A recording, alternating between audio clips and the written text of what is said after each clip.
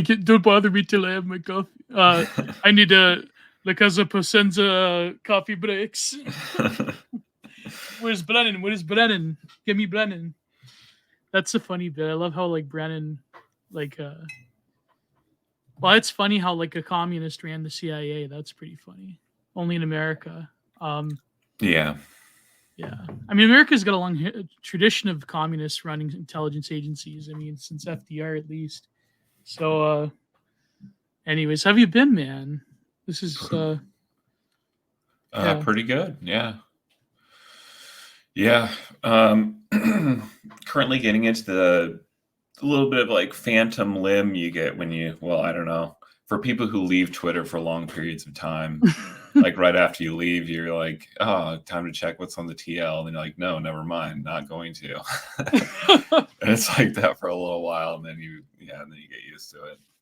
You know what's weird is that like a lot of podcasters, they'll conduct their business through email, which maybe I should do more. But I remember like, even like today, like I always have this weird feeling of email being like an older version of the internet that is less intuitive than like Twitter in terms of like instantaneous messaging. So it's like you're sitting there, it's like you're waiting for someone, and it's like this, it's like, meeting. That was like one part of you wrote in your book of like you meet at Central Station, like at 12, like that's the universal thing. But it's like, yeah, it's like this, you're waiting for it, whereas like you're sort of like starved of the instantaneous interaction of like, especially of Twitter, that's very much reliant on internet time.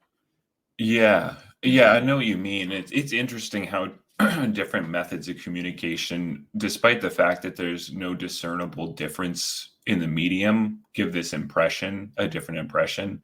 I think part of it is because email is older.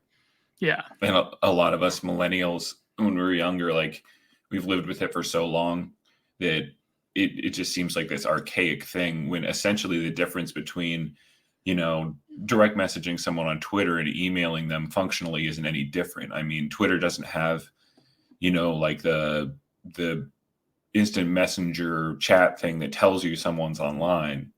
Even in like a DM, it doesn't have like a little icon by their name that says, oh, they're logged in and online currently. Yeah. But it still feels different, even though functionally a DM really is no different from an email.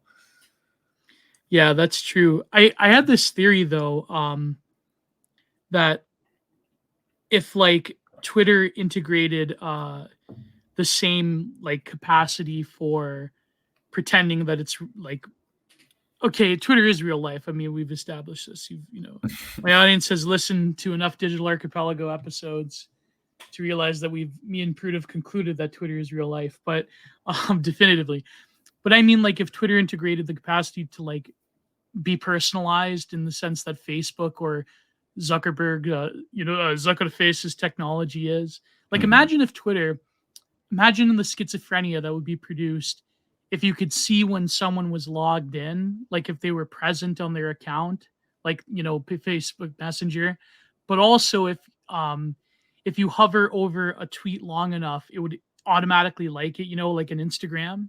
Like how you could just press something and you'd like it. Can you imagine like people browsing prawn on Twitter? And it's like you don't even you just have to hover over the video like on Instagram to like it. It's like it would be crazy. Like people would destroy themselves.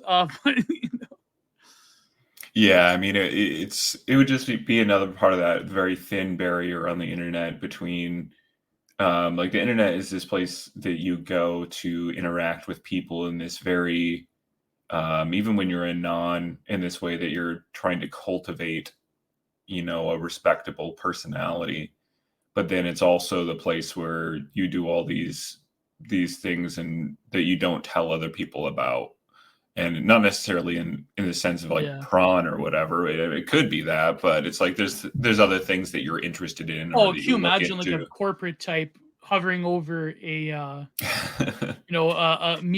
well, he's not in Twitter anymore, like a Mika tweeter. Like, I'm trying to think of who's worse. Like, can you imagine like a CEO of a big corporation like lurking? Who would be a good example?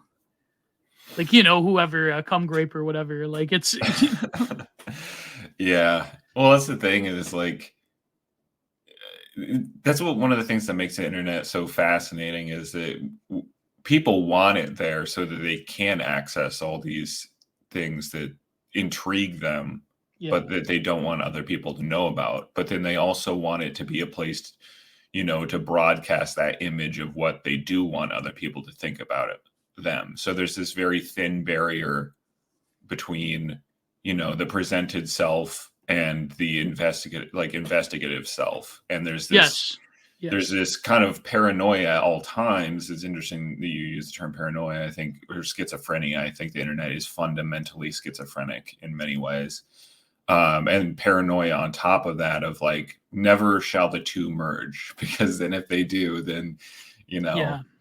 you have to either go through some sort of performative self-exorcism, or you have like very public one, or you have to like disappear and re-emerge with some new version of yourself that's not tied to the former one, or whatever. It introduces a lot of like extremely fragmented versions of the self. I mean, that's one reason why I tend to leave frequently. Is it's interesting what you were saying that Twitter is reality. Hmm. I mean, I think that is true to an extent, and I think that's also true of just like people's presence across the internet writ large. It's But hyper reality. It's more real than real. yeah, but I mean, it's also the same case that reality is Twitter, in that like Yes. there's a feedback mechanism that goes both directions, and so it's like we you'll get very kind of deranged, and even like less deranged and more insightful, intelligent people who go on these forums and websites to kind of collate and combine all of their thoughts and ideas, and then you see that apparate somewhere in meat space to whatever degree it's real in the physical sense, Yeah. to where you have essentially 2012 Tumblr culture being written into all the HR manuals. So like it moves different places. It gains the combined insight of multiple people over time, refines itself, and then suddenly you see it. When Well, you're the touching discourse. grass. Yeah, exactly. Like the discourse refines into that chronic interaction that was once shopped in forums and in DM groups becomes like very staggeringly becomes this hyperstitional thing. But like you were saying, like the paradoxical nature of the divided self. I mean, this is what Byung-Chul Han talks about. I mean, because of course, he like read Deleuze and Baudrillard about like Mhm. in a way like the fragmentation of the self and the sort of automania or schizophrenia that's produced. It's because what he calls dataism. It's very clever double entendre with Dadaism, whereas Mhm. data becomes the only predication of worth, maximization of it. Um, it's like you can only channel things, every aspect of life through that flow of data, and there's no hierarchy to it. And it's very rhizomatic. It's so everyone's on this like line of flight. Like there are posters that are like that, like you were saying. Like I know of one, I'm not going to spill the beans, of course, because he told me in confidence, but a very good friend of mine who is a very good poster. By poster, I mean like top 10 posters. Like, I mean, like S tier, who was a semi popular YouTuber, video essayist. And, he had to leave that because of very nefarious people trying to get rid of him, dox him. And, but no, but, yeah, people have a divided self, and it's sort of like you create your own gnosis. There was this one thing I remember, like, let me, little personal story. Um, Maybe it's just because I'm choking on an American Spirit Black, so the nicotine's flowing through my nervous system right now. But I remember, and a lot of it's because I was plowing through your book, and I just want to say, like, before we go on, like, I want to hear why you left Twitter, but like your tweets form a very foundational chapter of my book. I quote you like at length, and yeah, Marty, you mean a lot to me, man. um, but there was this one time I had this interaction with my childhood one-itis, and we knew each other since we were little kids. Um, and we were talking. This was during the whole CVID thing, and this was when I was still with Follow the Rules, and we were talking, and I have a GF now, so the pain is like severely lessened. So I always pursued her, and I pushed her away, blah blah blah. And I remember she said, Gio, the stuff that you do, like I live in the real world. She said, I live in the real world. I don't know how you do it. I live in the real world. And what you do online, like that's, not material to me. And I said to her, I said, yes, that's true. Right. I am a creature of the hyper online. But I said, look around you. When you see people on the street, when you go to your work and they're peering into that little black screen, I said, you may live in the real world, but my world is taking over. And that's the world where I'm sort of acquainted with. And she just had this like awestruck look on her face, and she's like, no, that's not real. That's not.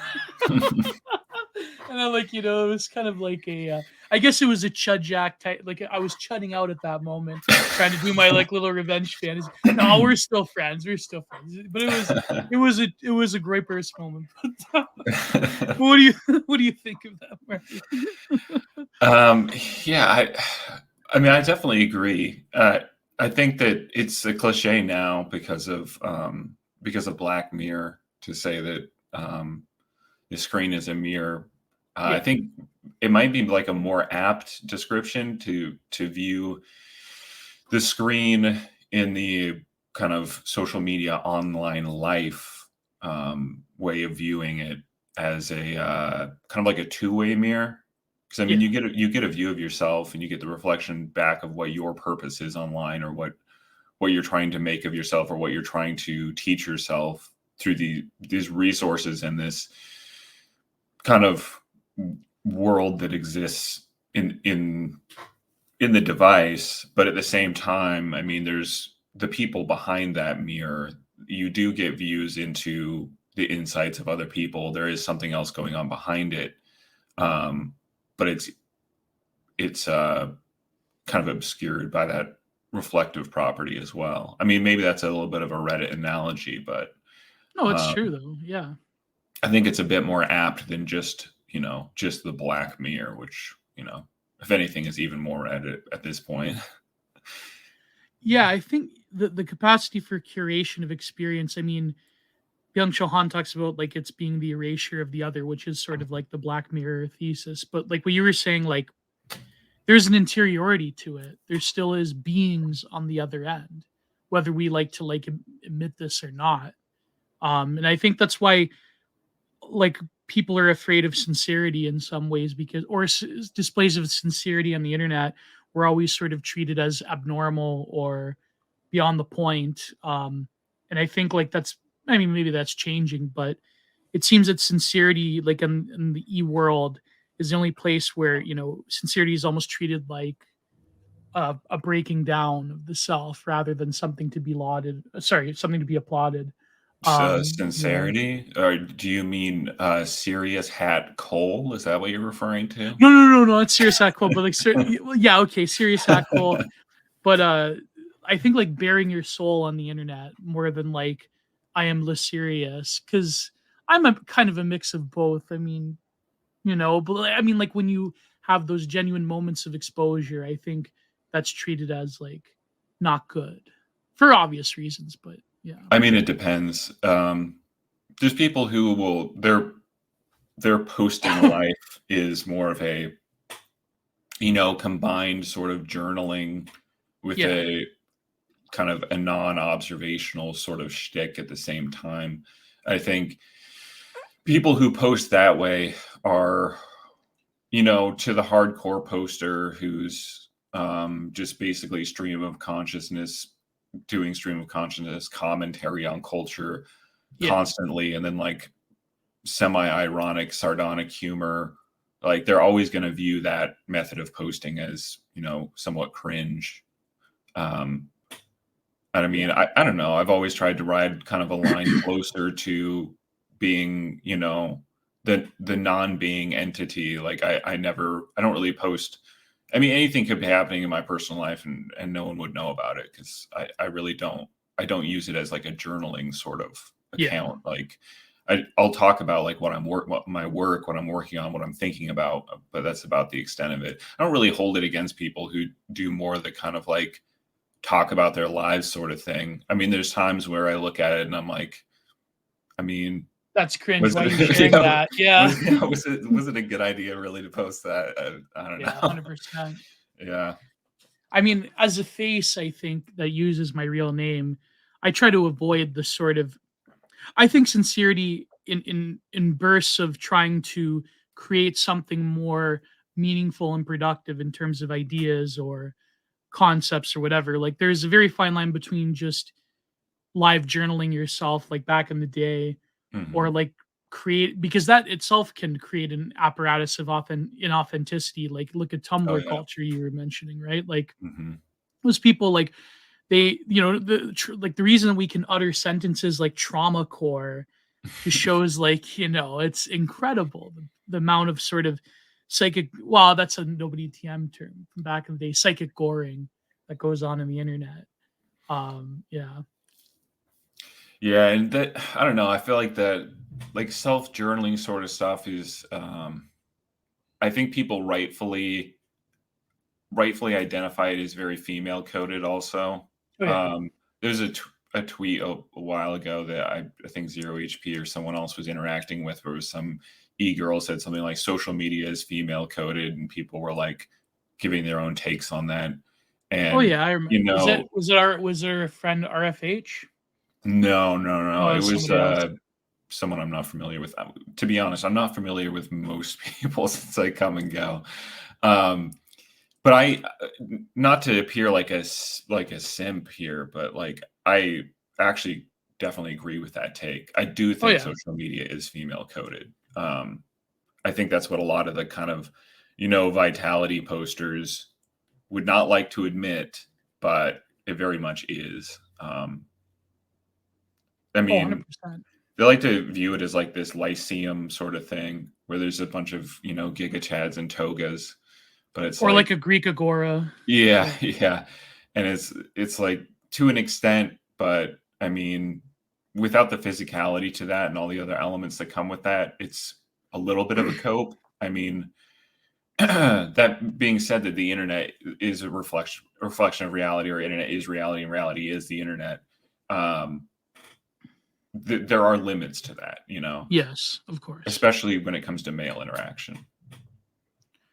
Yes, exactly. And I think that but also the feedback loops that the internet provides in terms of the image, in terms of our interaction with everyday life and emotions. And yeah, you're right, there is limits to it.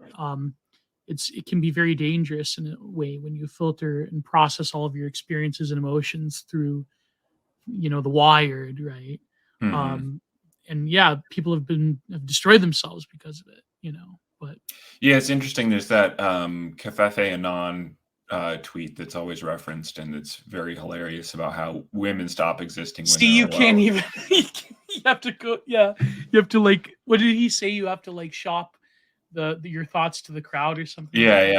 yeah, women have to, yeah, they have to like consult the hive mind to have an opinion, and it's like, well, to an extent, I mean, that's that's the entire point of something like Twitter or whatever. Everyone is just shopping their takes constantly. If you have no followers, what's the point of being there unless you're a lurker, which I've done before and it's fine. But it's like anyone who sees himself as a poster, it's like, well, I mean, you're undertaking like the female form of interaction. Like if you don't have any followers, you're alone. Do you even exist? Yeah, Um, exactly. That's like what meme analysis said, that he called it the digital anima. Like the internet's fundamentally a feminine force, even though it's occupied by men. It's yeah, like it almost feminizes, like I'm not saying in like a completely pejorative way, but it does have like a sort of female social apparatus in terms of like, which I think is why a poster can be a contradiction. Like the poster has to have the reason or the hyper sort of Apollonian reason of the masculine, but is engaging in something very fundamentally feminine in terms of social interaction and shopping your thoughts and ideas and feelings out to the world. Yeah, yeah. I never thought of it that way.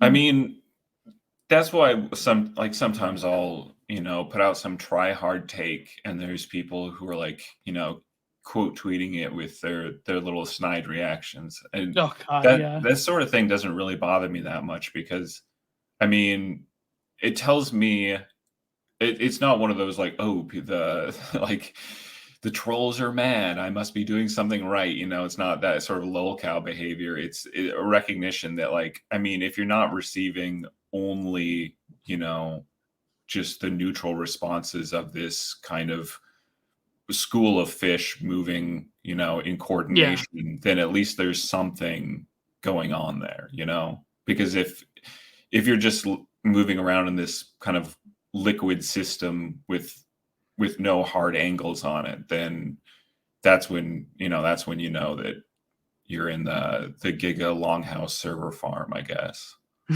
Yeah, yeah, exactly. You're in the longhouse server farm is a good way of putting it. I mean, me, I unfortunately delete a lot of takes that have that because I don't know, me, I'm just fearful of interacting with leftoids or whatever.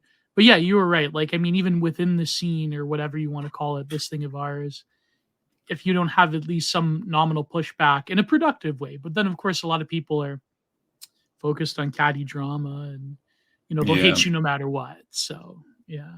Yeah, I've never been a big fan of bait either, and there's a fine line to draw there. Exactly. I Yes. mean, I view bait like it can be amusing, but at the same time, it's also It's I was just pretending to be rid meme. There's a fine line between pretending and I don't know. yeah, It's it's always needless. irked me. Yeah. Yeah. But there's some people that do it quite well. Like there's some people that make an art form out of baiting people. Hmm.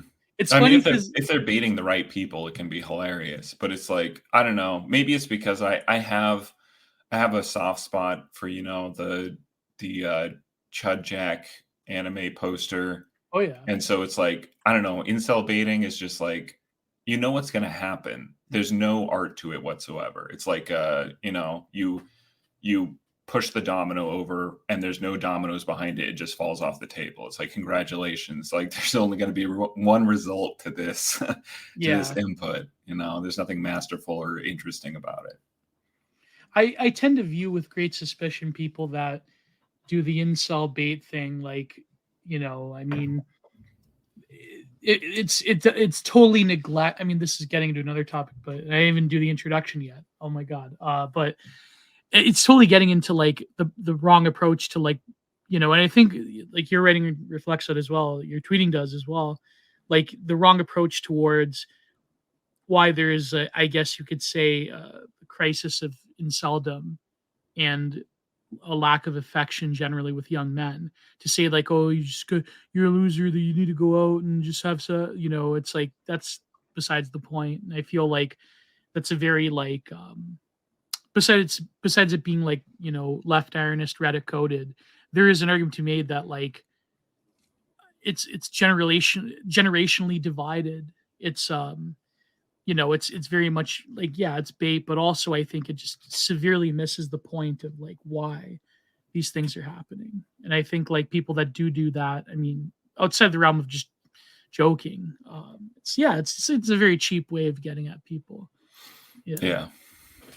Yeah. But why did you leave Twitter again? Like, are you going to come back, or like, what's your impetus for having these breaks? Well, it's twofold. I mean, it's the practical needing time, Yeah.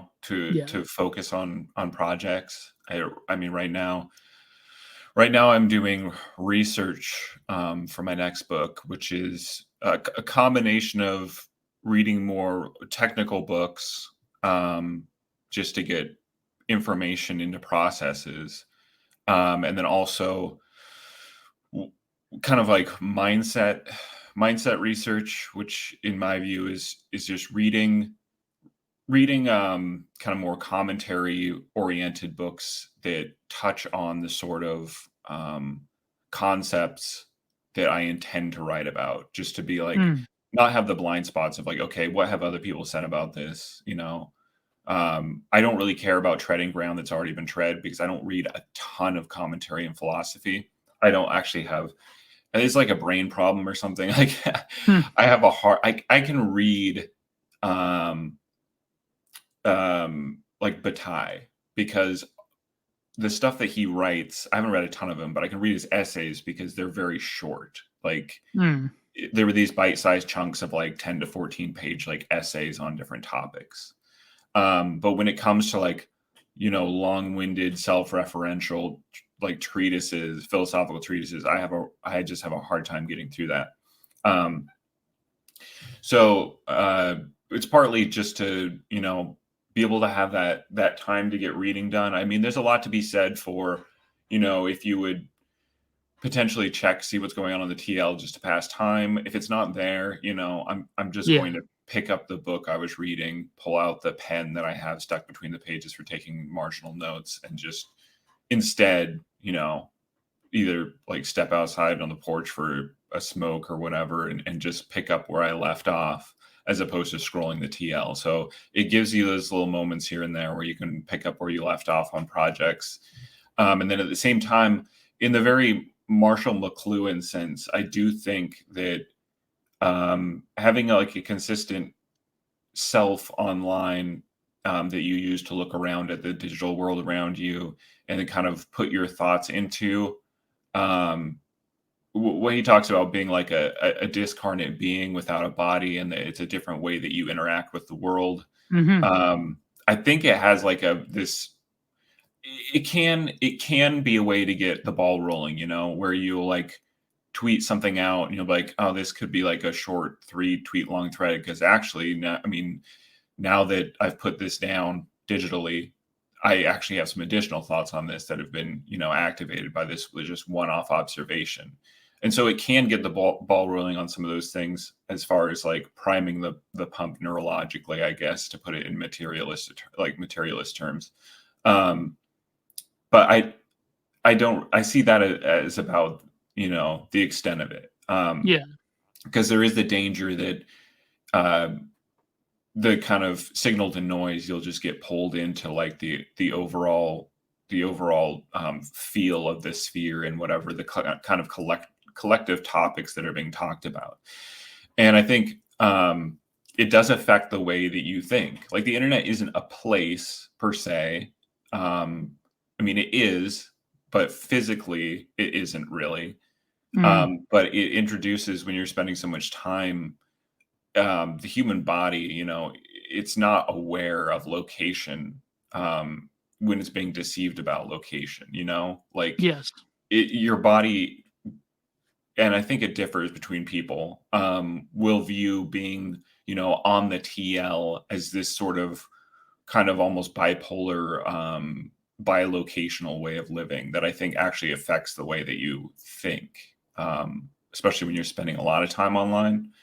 And so I'm just trying to avoid that also, just to see how it affects my ability to, collect my thoughts for kind of a more long form project. Because being on the TL and just giving hot takes it's a good life, Oh yes. for a Oh yes. time. But I think that when you're working on a long form project, you have to be in a completely different mindset. You have to be able to carry thoughts along and re-reference them further down the road in a way that's very different than the way that you interact with like a Twitter timeline or something like that. So I mean, part of it is I get off of Twitter to kind of experiment with like, okay, how does this affect my interaction with my work? Is it an improvement? Like I have more time to read and write my thoughts down and build on them that way, as opposed to just, there's this kind of throwaway feeling. I mean, not really, because to an extent, a lot of it's archived until you get Hmm. banned or whatever.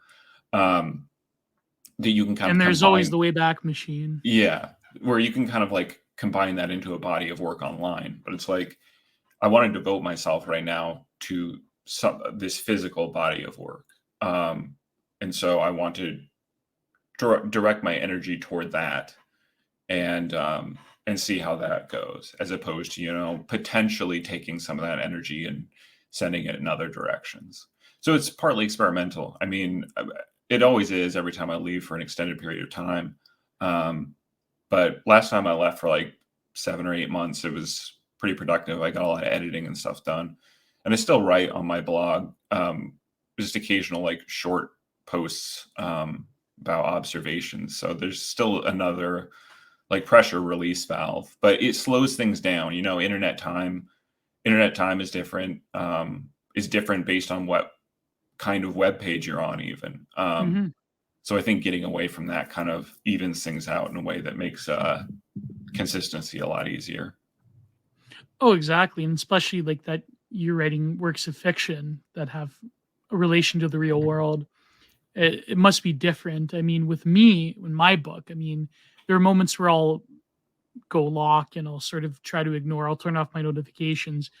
But there's a lot of like instances where something will appear on the timeline, and maybe I shouldn't write this way. Maybe people think that when it comes out next year, it's just coal or whatever. But there's a lot of instances on the timeline where I'll discover something. Like, for example, your tweets. You had this thread on nostalgia that I quoted at length, and like you'll see something and then you'll comment on it, but then that commentary runs with subsequent research, and then all of a sudden a chapter, at least from the way I'm writing it, will spiral into something.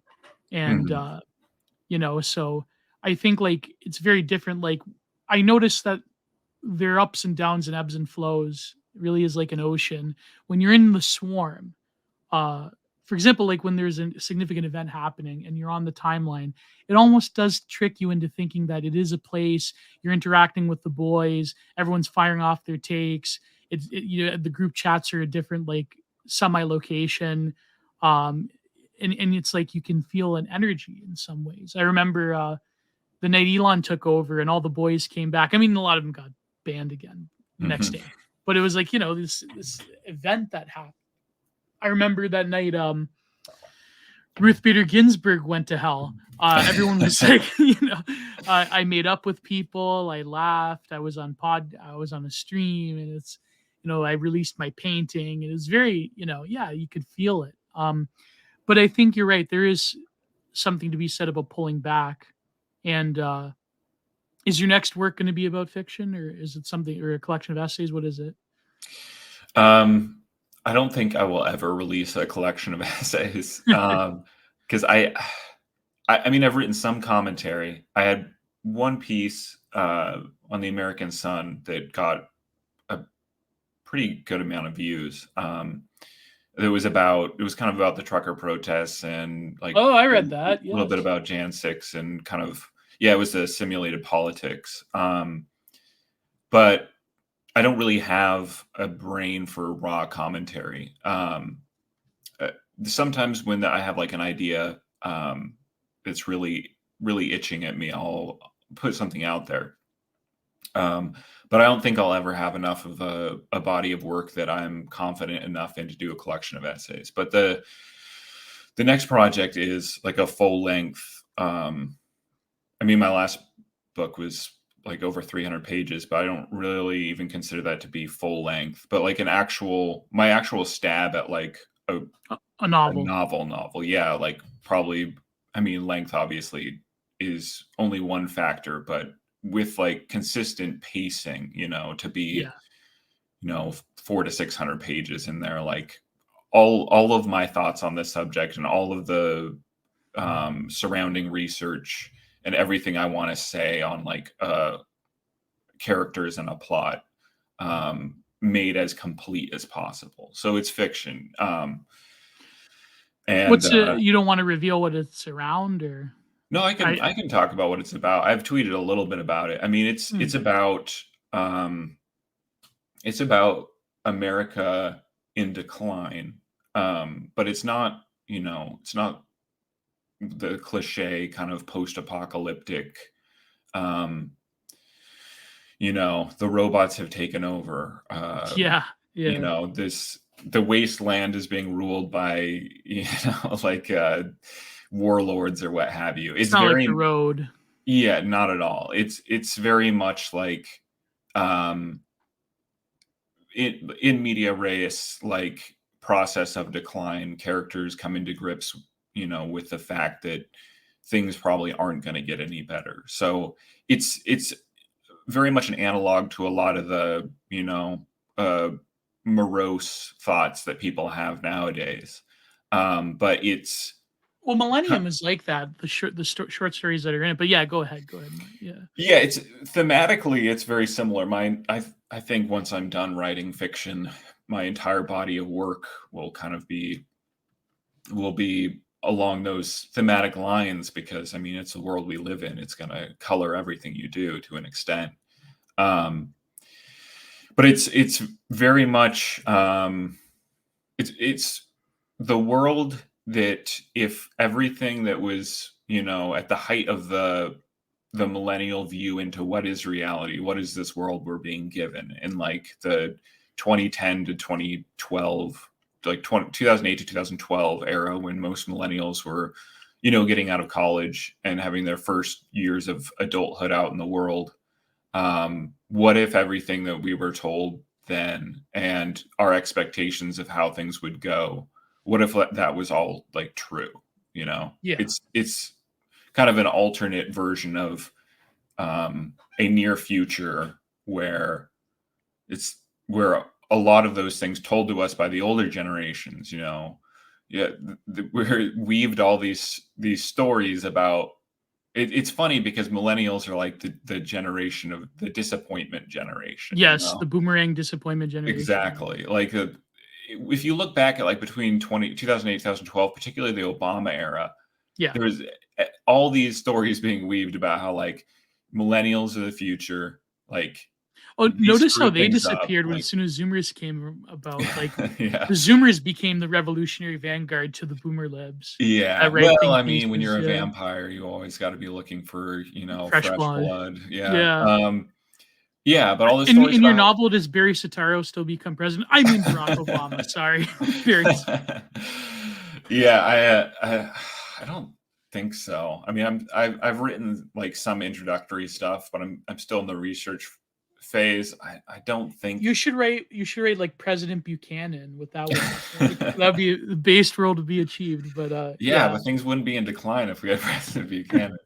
Oh, I thought like your novel was going to be about like you start off from like the promises being guaranteed, like almost kind of like an alternative, a better timeline than decline, or is it just our world?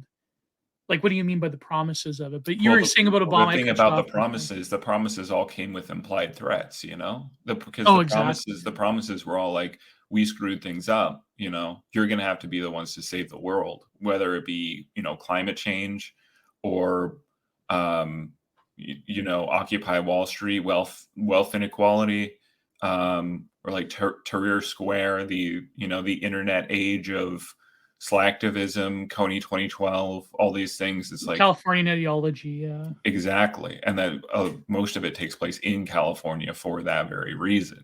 I mean, fundamentally, the driving thesis of the book is basically that, like, Manifest Destiny went from east to west, and you have Silicon Valley and California, the land of opportunity.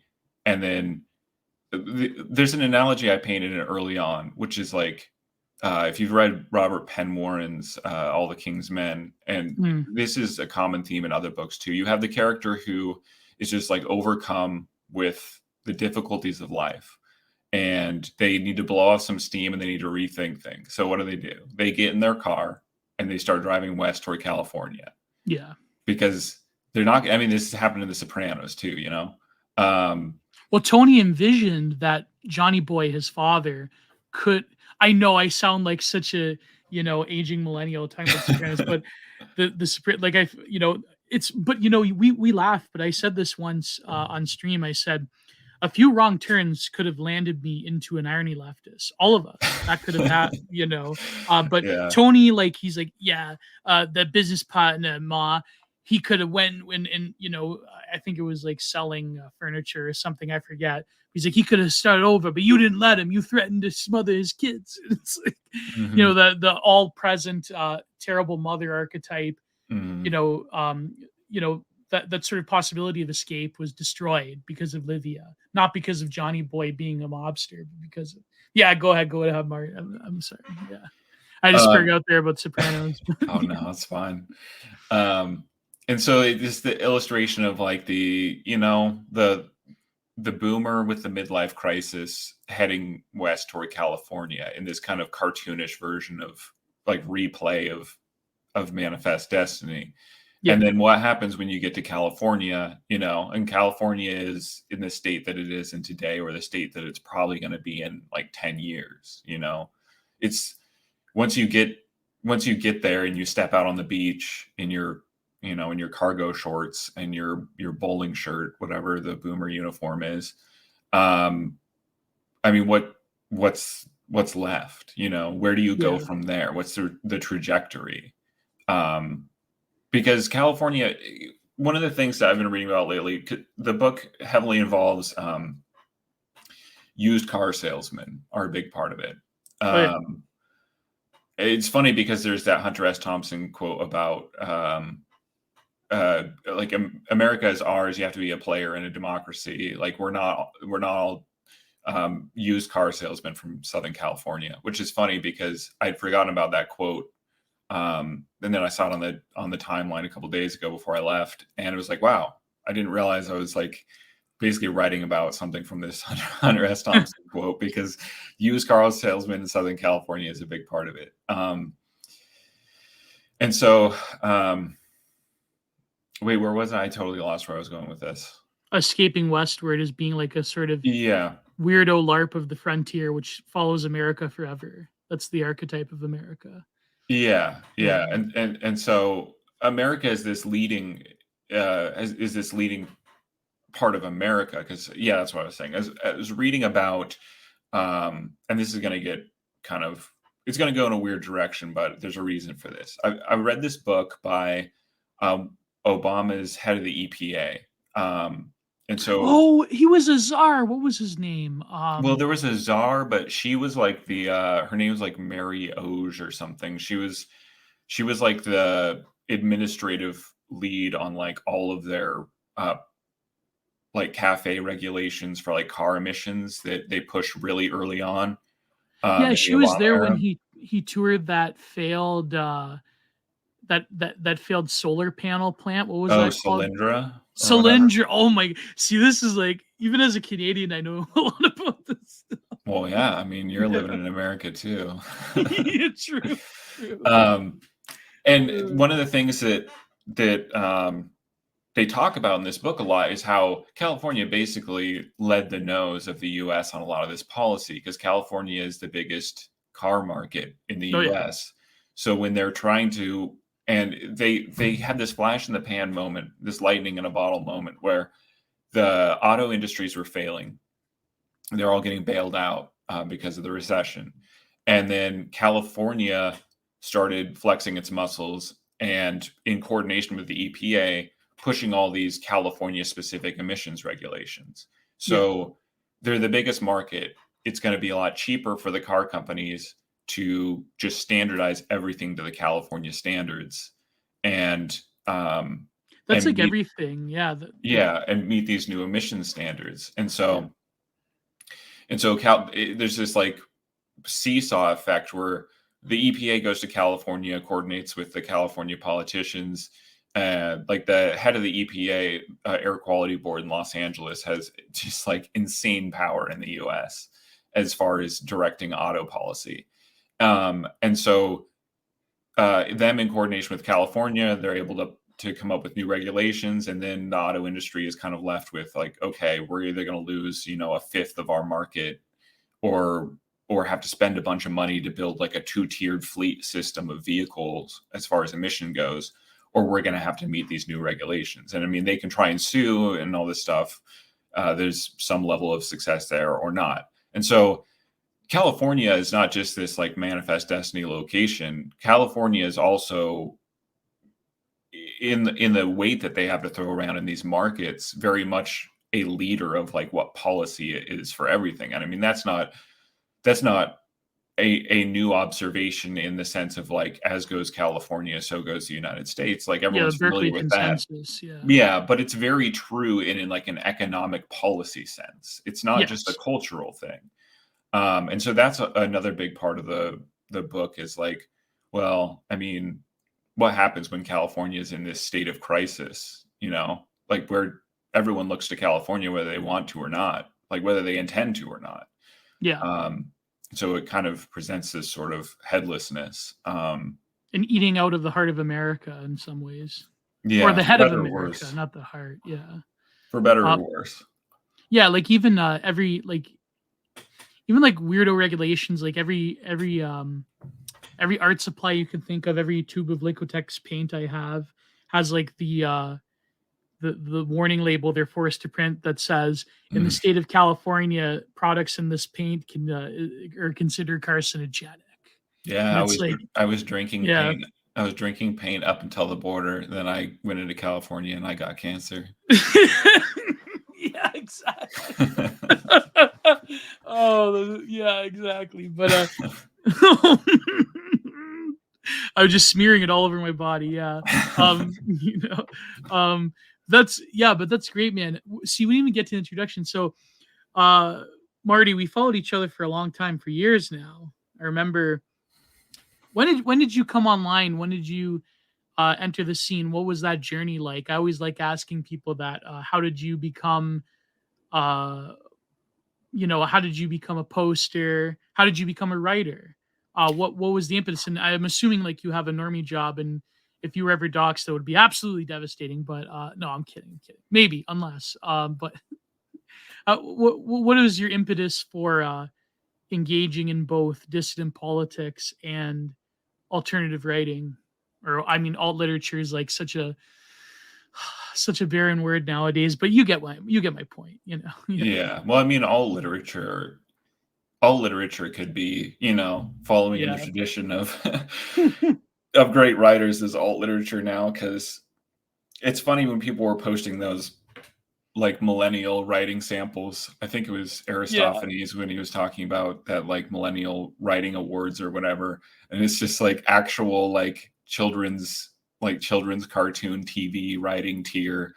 Like the person Yeah. did a thing, and I'm like, okay, wow, okay, we've reached this point. Um, yeah, I mean, I've been on Twitter off and on since I think 2015.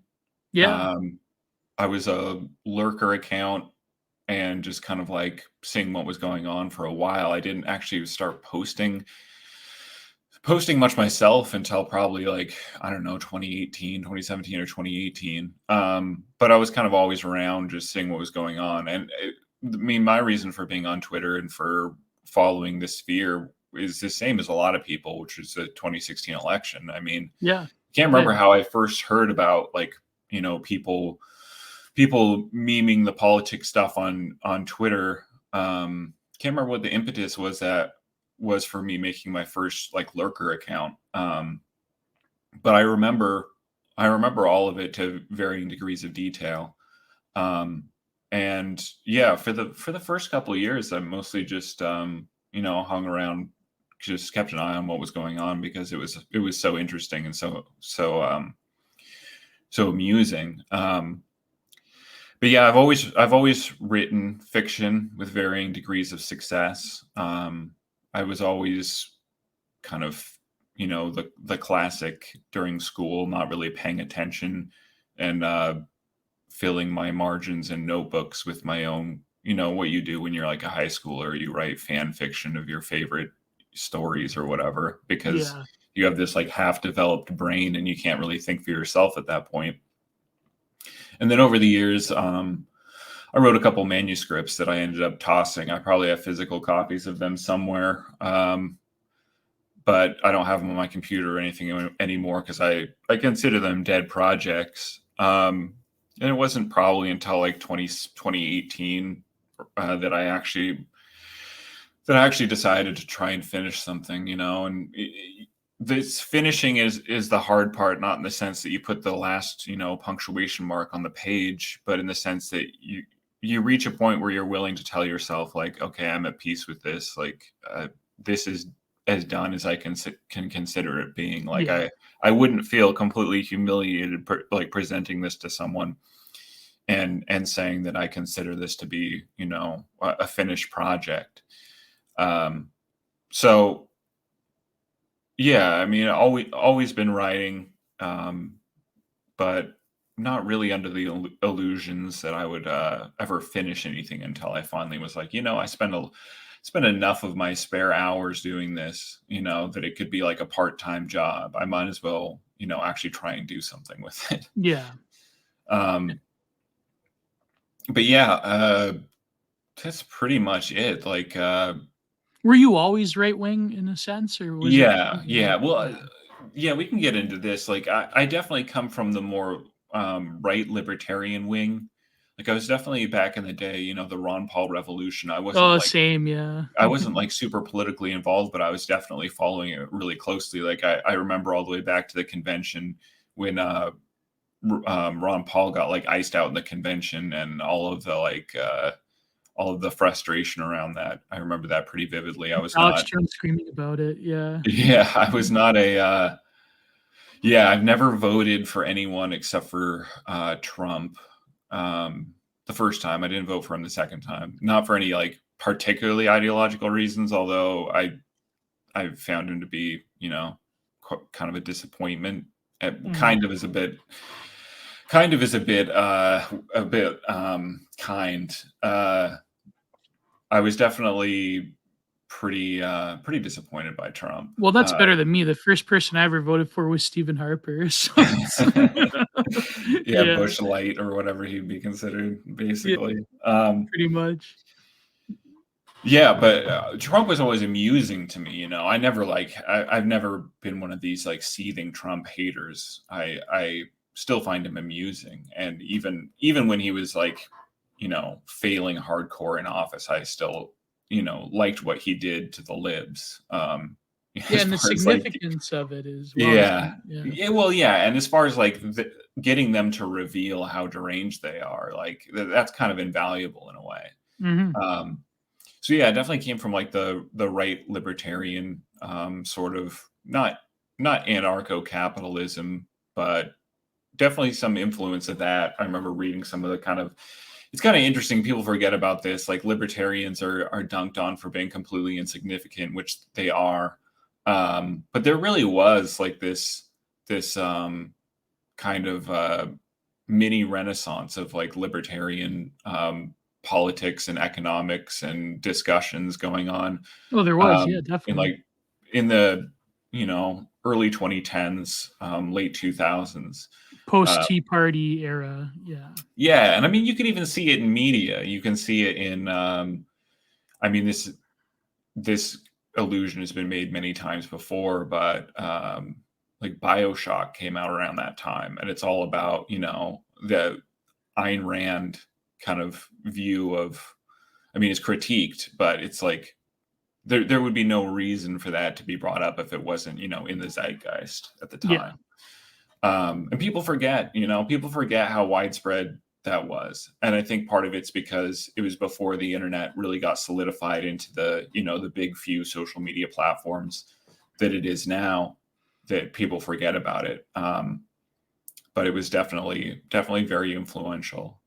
But I was never like a, you know, set in stone libertarian, because there was things that Ron Paul would say where I was like, well, that's ridiculous. Like Mm. his immigration policy, and that's one of the reasons why the libertarians are so insignificant, is because like Ron Paul, I think I can't remember if it was during one of his CPAC speeches or something. He said something about how like, oh, if they build a wall on the southern border, it's just as much to keep them out as it is to keep you in. And I always thought that was like, okay, but can we, you know, have some, you know, way of keeping people out Yeah. though? Like that's all nice ideologically. I get your rhetorical trick there, but About but big can we government have or a wall whatever. though? Yeah, You know, exactly. so like yeah, so I was never like completely sold on the kind of like intentional, you know, intentional community culture that's just going to be upheld by, you know, self-actualized individuals.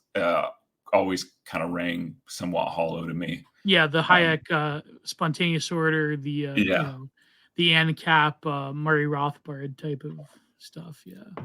Yeah, for sure. Yeah, So that's that's the thing. There was olds of old heads that were like bloggers and early YouTubers that are gone now from that mhm. era. Yeah. Yeah. Sorry. Go ahead, Marty. Sorry.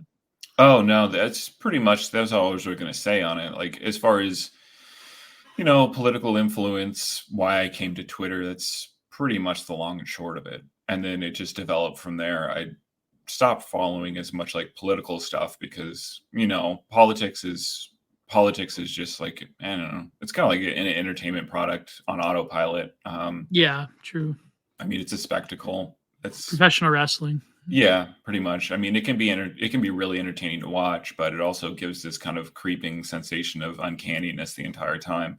So, um, yeah, then I just started posting more about just kind of my thoughts on things. I mean, I'm definitely more interested in media and culture now. Yeah. I mean, that's not like some kind of cop out. Like, I still have strong political convictions. I just don't really see the point in talking about them. Yeah. I mean, you do have the spicy takes once in a while, though. I remember, like, yeah.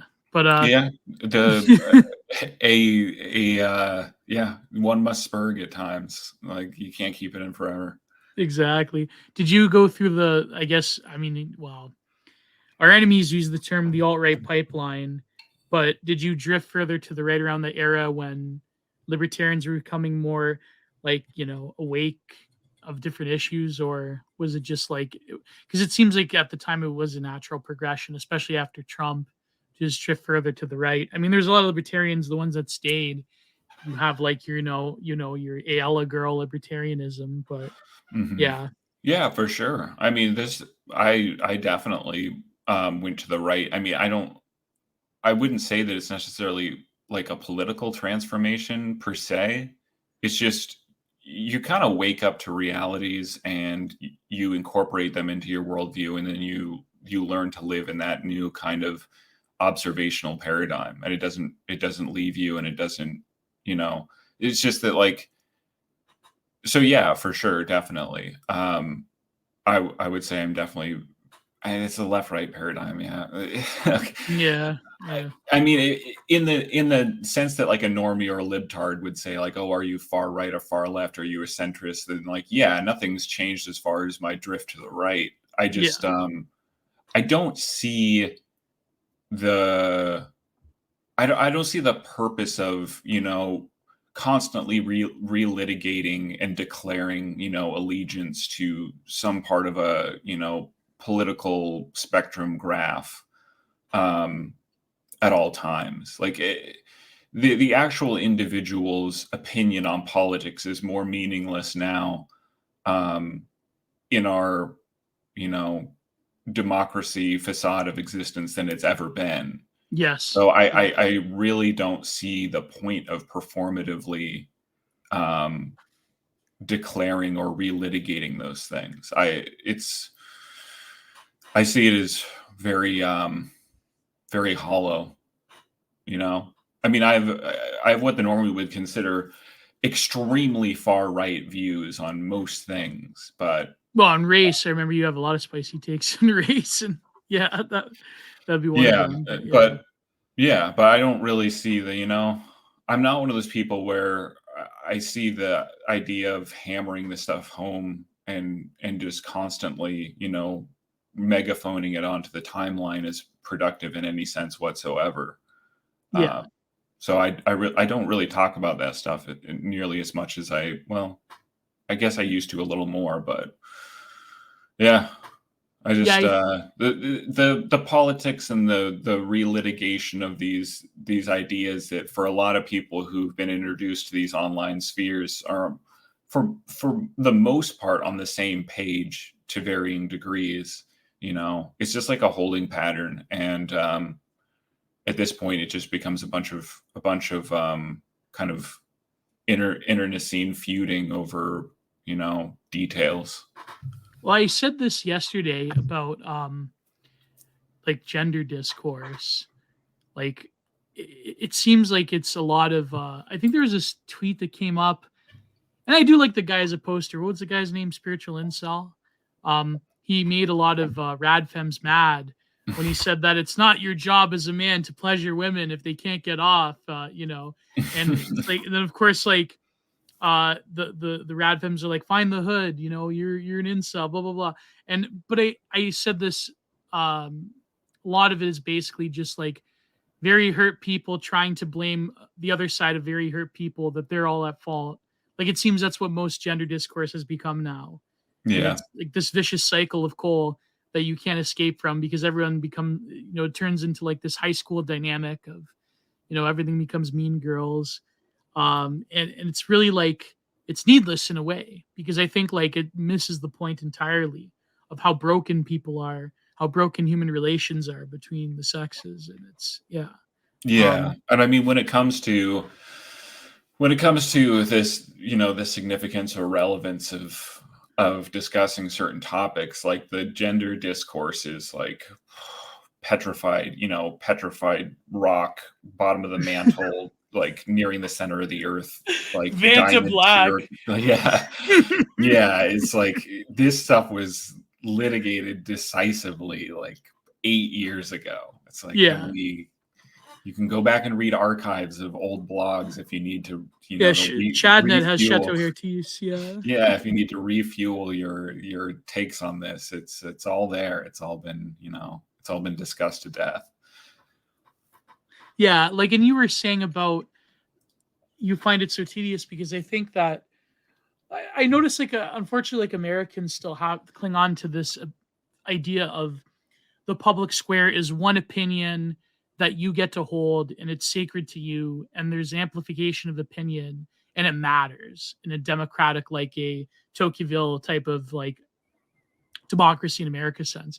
But like, no, like for me as a Leaf, I mean, we've come to the sense that, there is this like all-encompassing managerial state that never is going to move. It's post-political in the sense that all of those issues were decided, and it's just how to govern and like how to make it more efficiency max. Not even that, because the efficiency is gone, but it's like how to like guide this Leviathan more to your liking, rather than really talking about fundamental political questions that are of the deepest like ontological and existential levels. That's gone now. Like, that's all been decided. It's the global LGBT plus QI disco forever, according to Trudeau. So it's like, I think like Americans still hold on to that hope of like that political discourse still matters, because they live in a system that is at least somewhat tolerant of dissent. But that gap, and as we know, after 2020, I mean, next year, I think will become more apparent that gap is closing inward. And yeah, so I think in some ways, I think what you're doing is way more noble in that sense of trying to make sense of things through fiction, rather than giving your latest hot take that might go nowhere. I mean, it will go somewhere eventually. We can't discount meme magic, right? But I think the people that are up against us, they've become more sophisticated since 2016, and not to blackpill, but yeah. Yeah, well, I mean, people nowadays, they make sense of things for better or for worse entirely, through fictional worlds. And I think that part of that is because, I mean, my basic thesis on this, which is not super refined, but the way I look at it is, I think you and I are pretty much the same age, but like coming of age in like the late 90s, early, not coming of age, but like becoming a self-aware human being, and like the late 90s, early 2000s, your mind is born into this this awareness world of acute dangers, like 9/11 really is like the birth moment of the millennial mind. Like, yes, exactly. You're born into this world where, the most absurd destructive events can happen for reasons you're completely unsure of, based on, these geopolitical things halfway around the world that don't really make any sense to you. And so that coincided with, the rise of the user-friendly internet, to the point where there's this juncture where it's very easy to just kind of escape into these inner realms where it dulls the noise of TV world, which is like, Yeah. first degree disassociated from everyday life. That TV world, the world of the boomers and Gen X, is very scary. And so you can go into this, not another degree removed, but this kind of alternate form of this escape world where, you can talk about Sonic the Hedgehog games, or like play internet role-playing games with people, and Yeah. you can kind of escape it, and it dulls the Become a noise. furry. Or yeah, there's endless opportunities, and it kind of dulls the noise of the very serious, grave, dangerous world out there. And it's had pretty devastating effects on like art and aesthetic output also, Yes. because Yes.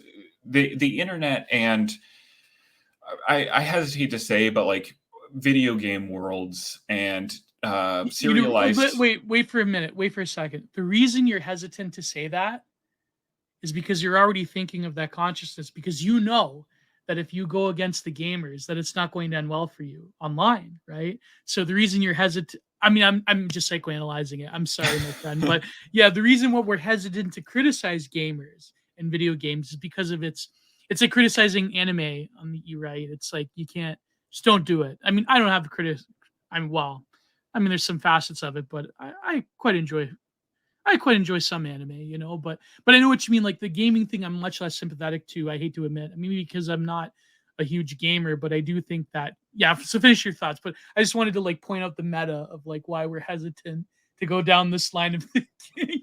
I We're would still just aware of the social of it, right? I would just like to disavow everything Gio just said.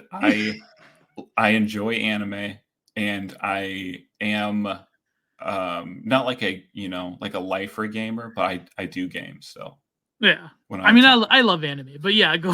If anything, the hesitance is more because I still enjoy these mediums, Oh, to an okay. Sorry, extent. I Um, totally read something else into that. I'm very sorry. no, no, it's true. It's true too, though. The gamers are a powerful force, and so Yeah. you have to tread lightly. But anyway, I mean, all these cultural mediums, when it comes to like entertainment as like a world that you experience and you consume through experience it for extended periods of time, like creates this divergence between like what experiencing art and aesthetics is traditionally, and what kind of the watered down consumer experience has become. Because like art is a limited image.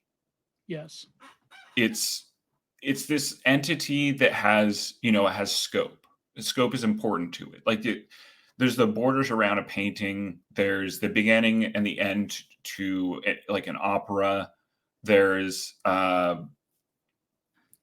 sculpture is set in space within like certain confines. There's Um, space and duration within the life world of the art. Yes. yes, and film. I've been reading Tarkovsky's book lately, Oh yeah. and film is limited to the scope of the film, as far as like length and what is shown. What is just as important to art, I won't say just as important, but what is significant to a piece of art is what is not shown, and what is outside the border, whether that be a border in time, a border in space, a border in two-dimensional scope. And it's interesting. I think there was some discussion on the timeline about this. I think I tweeted about it, about that AI program that took the borders of paintings and started, I wrote about that in my Spangler chapter in my book. Yeah, yeah, yeah, yeah. and started And drawing everything on the yeah, outside. Like that's a violation of where art meets imagination. exactly. That's our job. Our job It's is to complete civilizational exhaustion, in my opinion. Yeah. yeah, our job is to look at the painting, to look at the Mona Lisa after we've, admired the lines and the craft, to then look at the background, see what little details were added in, and then maybe once we're done looking at it, or if we're looking at it for an extended period of time, maybe then your imagination starts to draw in what might be outside of it. And for each of us, that's, something different. Not to be like we're all a special, little individual, but that's just the tendency of the human mind. And so it's you called it the serialization and the marvelization of all media in art. Like, it has to never end. Well, yes. And the reason for that is, so art is a limited image, and it takes all the work and thoughts and feelings of someone refined down, like strained, reorganized, and then put into this singular image of meaning that has a limited scope. And that's the end of it. It's a complete thought. It's a complete idea with a boundary around it. Whereas the unlimited image is the world that we're living in. And the unlimited image is not dependent on borders. The unlimited image must be borderless. Yes. Because a limitless image is a simulation. There's no longer a concentration of forms or ideas into one focus.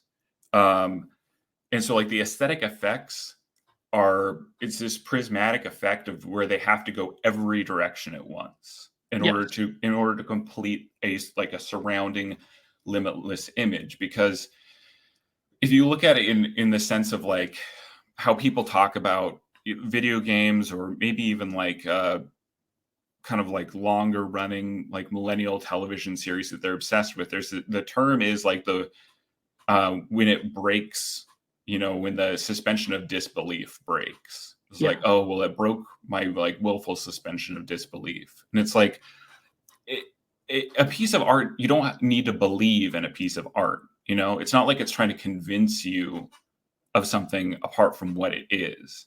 Yeah. You have to believe in a virtual existence in order to maintain it. Like that's what requires belief, in this sense of, if I turn, it's like a video game.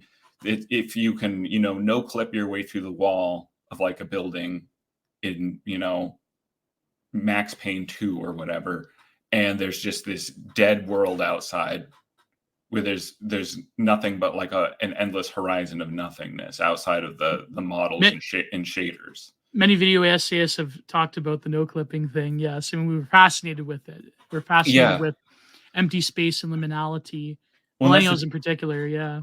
Yeah. And that's why it's so significant to millennials, because there's this fundamental way that they know deep down that you have to build a complete universe of limitless everything. So for every rock that you overturn, like, there's texture underneath it. For every wall that you knock down, there's texture behind it. And it's not, it's this, that I think the Marvel universe and all these different, like, there's a significance to the fact that they call it a universe, If you're living in Marvel land and you fly out to Mars, Mars has to be there. You have to be able to put a telescope on Mars, look back on Earth, and see Iron Man from Mars. Like, everything has to work within that framework in order for it to be like a coincident full reality. Yeah. And so I think that's one of the things I was tweeting about like the exhaustion of everything within like the Marvel universe shows that like what was Iron Man's, like, I think I was tweeting like what was Iron Man's cousin doing during like Civil War? Yeah, what was this? Yeah, exactly. Well, now we have to go back. Yeah, well, now we have to go back and find out what what his like robot butler was doing, or what this random character was doing, and it's true. And it's like they reveal it too in how, especially with, I think they've done this with the Spider-Man franchise, of where like, the Spider-Verse. Yeah. How can we reconcile that Tobey Maguire's Spider-Man, that like this other guy was Spider-Man, and that like guy number 3 new guy was Spider-Man? Well, we just expand the scope of the universe to a multiverse so that all of these things can be true at once. It's a limitless image, which loses all meaning and significance, because meaning would confine that.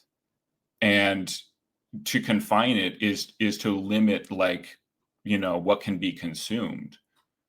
And in the culture and the way people interact with video games, like, that's where you have to be able to be anything that you can in a video game. Choice has to lose significance because you might be cut out of, part of the content. That's the thing in like older video games. You make choices that, like, oh, you sided with this group, so now, like, this entire part of the game is closed off to you. That's they don't really do that very much anymore because they don't want to cut people off from exploring all parts of this limitless image. Yeah. And and in that sense, like, everything else has to lose significance because there can't be a singular story that has specific concentrated meaning to it, because people will miss out being able to turn over that rock and see that there's texture underneath it. It's like playing thousands of hours of Skyrim or something like that. Yeah. Yeah. People. It's funny you mentioned Skyrim. People talk about how, like, Bethesda games, these big sandbox open world games, like, the quality goes downhill and the stories become boring, and so people don't even bother completing the main. Fallout. Like, they don't even bother completing the main story. They just go around, and turn over rocks in the world that's created for them. And so, like GTA, you go and you hunt down specific people. Yeah. They used to do that. I used to do that. Yeah. Yeah. Make So a game of it. Used to play Bridge Defender, where you, like, prevent any car from crossing the bridge. Yeah. So in that sort of modern kind of limitless image, like, story loses quality, loses significance to the point where people don't even care about it, and then they have to just create their own reality within that world that's significant to them. And so it becomes no different from just trying to live life in world one in base reality. When you're a kid just playing around in the backyard trying to do something that you find interesting, and seeing what happens. It's just translated to a different plane. Yeah, but like you were saying, like, we live in the realm of the limitless image, which is the e-reality. Like, really, like, when you think about it, like, expressionism and cubism predicted all of this. You could say Picasso was like the forerunner.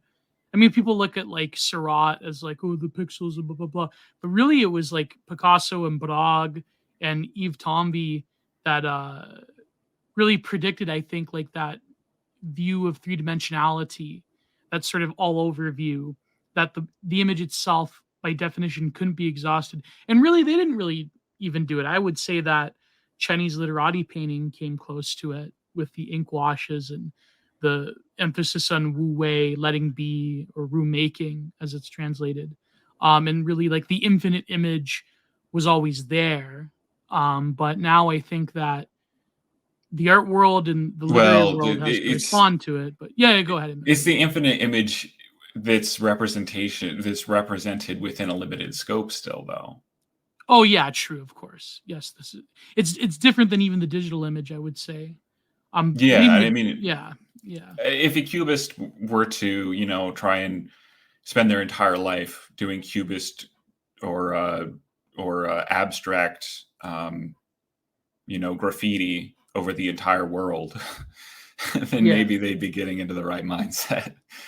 But yeah, I mean, even the most abstract art that tries to capture the feeling of spacelessness is going to be within a scope, and it's not always seeking to devour everything. Yeah, there were some people that that tried to experiment with this with digital stuff, like even back in the early 90s. I remember I think it was the Terence McKenna lecture, and of course I have a massive criticisms of Terence, even though I went through a new agey phase right around the Ron Paul days, actually. He had this thing with what was that guy's name? Mark Pizarro or something. I think he was like a Church of Satan guy. But they were talking about, I know, right? This is like, man. They were talking about in the early 90s, there was this thing called Osmos that was a first VR headset thing that was in, I believe, the Metropolitan Museum, or it was in MoMA in New York. and they would like strap people in. It only took a few minutes, and you would explore these sort of like three-dimensional worlds. And it was supposed to be like in the, the confines of an art project, and you could explore the artwork. And I think that was probably the precursor of, I think, what we can call now is like what you were saying, the limitless image. Because what's the closest thing that comes to like a totally limitless image that can still maintain somewhat of an aesthetic function would be memes in a lot of ways. I mean, a lot of people have made hay about this, but would you say that memes come close to that, apart from like, old franchises trying to keep up with the internet? Or yeah.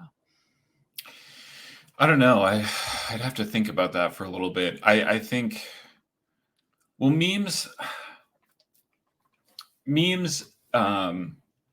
they're limited in that they have a very specific application initially. If you Yeah. go to know your meme or whatever, it's always got the the time stamped archive of like the first time that we know of that this was used. And Yeah. then it'll like get into different people's hands and it'll transform. And so I think that it follows some of the similar rules in how it moves around and changes forms. But it's less all encompassing. It's more of a just layering the different aspects of different internet cultures on top of this same material. Yeah. I mean, it gains a dimensionality, but it also, that dimensionality isn't really transferable across groups, because like two different groups will see the same image and they'll have an entirely different association with it because they don't have the Creole language to know that association. Yeah. And it doesn't even matter if they do or not, because if a bread tuber sees image A, they'll associate it with, how it was introduced to them by their favorite, streamer or whatever. Yeah. Whereas if a like right-wing Twitter user sees that same image, they'll associate with it how it was introduced to them. And there's not really a whole lot of transference between the two, unless you go to, like I was saying, one of those like sites where they combine together all the different uses, then you can be like, oh, that's interesting. But you don't really feel the significance of it, that it was felt in another culture, Yeah, that one of my favorite examples, I wish I screen capped it. You could probably find it. Was it was a tweet. It was the meme of the Hyperborean, the blonde Hyperborean, like Thulian, and he had the eye chart, and he said, "You're below A10. Back to Africa with you, Swarthoid." And then the tweet was, "Imagine being a leftist and seeing this meme." Yeah. Like total normie leftist. It's like you have no context whatsoever for this. It's just nonsense, or it's like something deeply disturbing, something deeply evil in a tellurgic manner. I went to Urban Dictionary and I did not find Swarthoid. I'm completely lost. Yeah, exactly. So that you're right, that does come to mind. But before we move on, I forgot to ask, what are your literary influences? Who are your favorites? Do you read a lot of literature? Or? I don't read nearly as much literature as I used to. But as far as most significant influences, Philip K. Dick is definitely up there. His favorite book of mine is probably The Three Stigmata of Palmer Eldritch. It's kind of one of those deeper cuts that not a lot of people reference. But I mean, what Philip K. Dick is really fascinating. What's really fascinating about him, what he's really good at, is developing, world concepts. Yeah. His execution of stories is pretty hit and miss. I think most people who are fans of Philip K. Dick would admit this, that it seems in a lot of his stories about at like the 2/3 mark, he kind of loses his own plot to the extent where like what's going on is still very interesting, but it's like you kind of get lost, and he also seems to kind of get lost in in the scope of what he's talking about. So I never really, I mean, there's varying degrees of this, like Do Androids Dream of Electric Sheep is much more, and Man in the High Castle are much more, coherent as far as like point A to point B. Yeah. But the real value is his imagination and being able to present these worlds. And the reason why Three Stigmata is one of my favorites is because of this this scenario he presents where there's basically these colonists on other planets who are basically just running these dust farms on these barren worlds. And in order to keep themselves entertained, there's this this process that involves a drug. And what they do is they build these dioramas, like almost like doll houses, and they build them as like large as they can. And this also ties into like the virtual reality, limitless image sort of thing. And they build them as intricately and as big as they can, because when they take this drug, they're transported into the diorama and they live in it.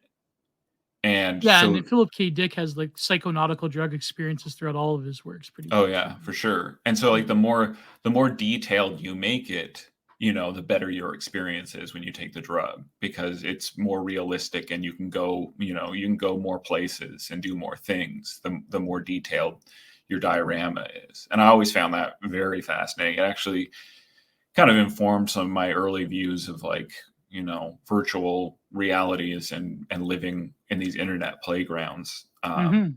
Because it was very kind of, in that sense, very ahead of its time. Well, I mean, everything he did was. It's almost like devotional yoga in a way. I think he got that from reading people like Trungpa. Like, you meditate upon a certain image, and I think like a lot of even like normie tier psychology tricks are like this, like memory castles. It's like the same concept. It's like devotional yoga meditation, but now of course Philip K. Dick has this like layer of drug and psychedelia and but that is crazy though, when you think about it, we are sort of creating a microscopic world to dwell in, and but to dwell in such a way that to a virtualized dwelling lacks space, but at the same time is filled with the markers of space, or the sort of intuition of space, while not actually being in a space. It's it's quite fascinating that way. Well, and it captures this modern tendency, which I've definitely observed, and I think is quite interesting, which is this desire to be in the Genesis scenario, to be both, the creator and the man in the garden at the same time, which is definitely becoming a more and more significant modern conceit, which I find rather interesting and parallel in a number of different places. But then aside from Philip K. Dick, I've read. I'm a pretty big fan of Pynchon. I haven't read all of his stuff, but I enjoy his kind of not sort of well thought out schizo sort of style, and like kind of madcap humor. I find very interesting. It's postmodern in the sense that it's kind of absurd and but at the same time, Pynchon has a very consistent internal logic, so it often gives the impression of being very off the wall when it's actually quite well planned out, which I always find that sort of writing very interesting, especially in correlation with like how our modern institutions work. Like they seem absurd on the face, but there's a very a dark very conceit of order. very very cold steel inward mechanisms that have all these tripwires that are very carefully laid out. And then I've read a lot of the Southern authors, Walker Percy. I'm a fan of Walker Percy mostly because of his prose and his ability to just capture a place and just let you live in it and give you all the details you need to kind of feel like you're there. So I've always been a fan of definitely his style. Actually, when I was kind of middle school, high school, I probably read the most I've read in my life, which was like hours and hours every day. Mostly the kind of 19th century, early 20th century adventure stories, like Stevenson and later on Conrad, but then also like H.G. Wells and Shelley and Jules Verne and a lot of those authors. It's Well, I detect that in one of your stories, but we'll get into that. Yeah. Yeah, I kind of pine for those, those like medium length kind of old style. There's no like big, mind blowing Reddit tier plot twist. It's not like, oh, he was actually a ghost the entire time. I mean, you don't have to worry about any of that stuff. You can just kind of enjoy it for very straightforwardly and unpretentiously being what it is. And what it is good. Like, it doesn't have to be hyper complex. It doesn't have to be hyper self-referential. It is what it is in this very honest sense. Yeah. And so I always liked reading those, and I like going back and looking at those sometimes, just because it's refreshing in a way. And then probably one of the most influential books for me is, as I mentioned before, All the King's Men by Robert Penn Warren. It was definitely a big influence on my first book, just as being just like such a complete story that is so, exhaustively self-explored through the process of telling the story. I'm a huge fan of it. His ability to seamlessly weave in like the internal thoughts of the main character and his own crises with like the outer existence of what's going on around him in this way that comes across effortlessly, and never feels like contrived or tortured. It just makes sense in this way that seems to go from his pen to the page very easily, and from the page into your brain very easily too. It's doesn't feel like stilted or, oh, we're going on this, long multi-chapter digression into this thing that happened at a different time. It all flows very well. And I think like that excellent prose and pacing really can't be beat. I mean, as far as content, like, that's like the actual plot and what's going on is important, but if you're able to nail that like easily flowing prose, and that pacing that just goes very well with people's speed of reading, that goes a long way. Like, I put that talent in writing up above even more, of sort of Philip K. Dick ability to come up with a good hook, a good concept. I mean, 1,000 concepts can die on the vine if you're not able to make it just eminently readable. And I think that's what a lot of people have a really hard time with. Yeah, and I mean, Philip K. Dick is more, you could he almost verges in theory fiction in that sense. Yeah, like especially with Valis. But yeah, that's interesting. Didn't Picton do Lot 49? Pynchon did Lot 49. He also did Gravity's Rainbow. Yeah. Gravity's Rainbow. Well, have you consulted the preeminent Picton scholar of our time, Logo de Atlas? No, I'm kidding. No, I have not. I'm kidding. What was that other book? I read it a couple of years ago. It was the one that's made into a movie. Inherent Vice. Yeah, Inherent Vice. Oh, Inherent Vice. Yeah. As far as like the weird like madcap California culture, it's definitely a go-to. Well, I like the series they did on Lot 49, Lodge 49, that was directed by Giamatti. But unfortunately, like they couldn't do the third season because, I don't know, ran out of money or whatever.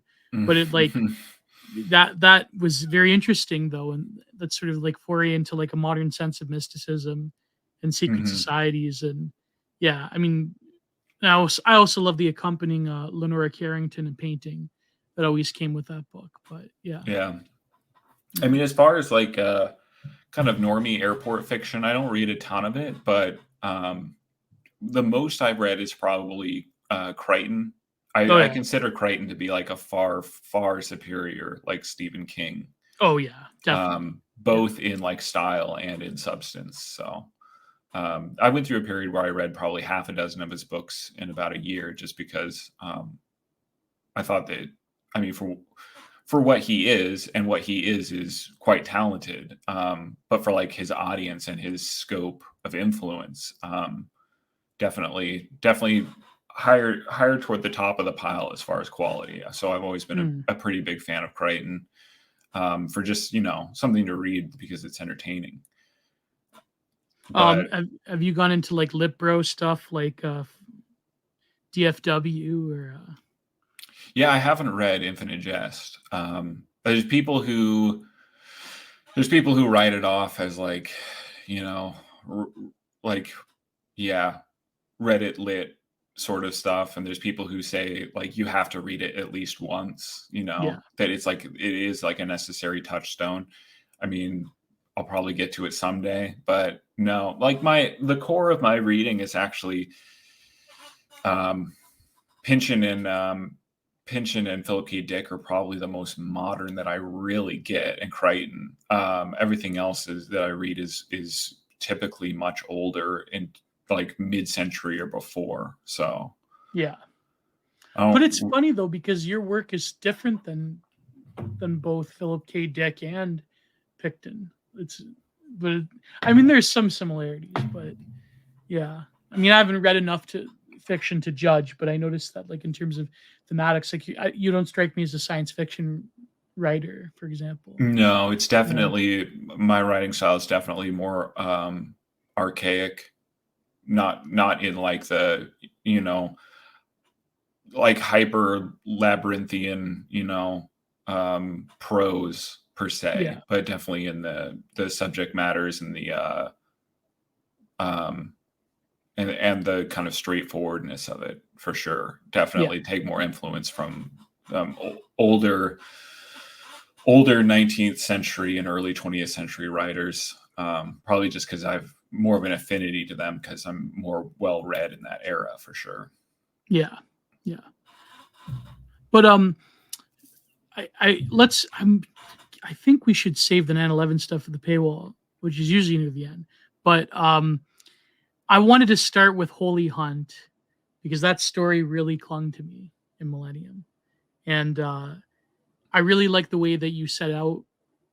Like I mean, the story seems kind of fantastical to begin with, but the main character, the creature, I can get the metaphor that you were trying to do in terms of the overarching theme of the experience of the millennial, the sort of like destitute fail son, the drug experience, detaching his own humanity. He becomes really, like, the way you describe him is like, Agamben talked about the Muslim without past or future, rendered into nothing but bare life. And so, yeah, but also like, what I detected almost was sort of like a Blood Meridian thing, because the figure of Ashley, the commander, he almost reminds me of Judge Holden in some ways. I don't know if you were going for that, but yeah, go ahead, my friend. Go ahead. Yeah. I mean, I think that there definitely could be some similarities drawn between Ashley and Judge Holden. But Ashley is definitely, Judge Holden is definitely more of a meta character. Yeah. And Ashley is far more a product of his circumstances. I mean, there may be some aesthetic similarities that could be drawn there. Maybe in just like the significance of what he represents in the story in relation to the main character, I think would probably draw that comparison just purely by that relationship. Yeah.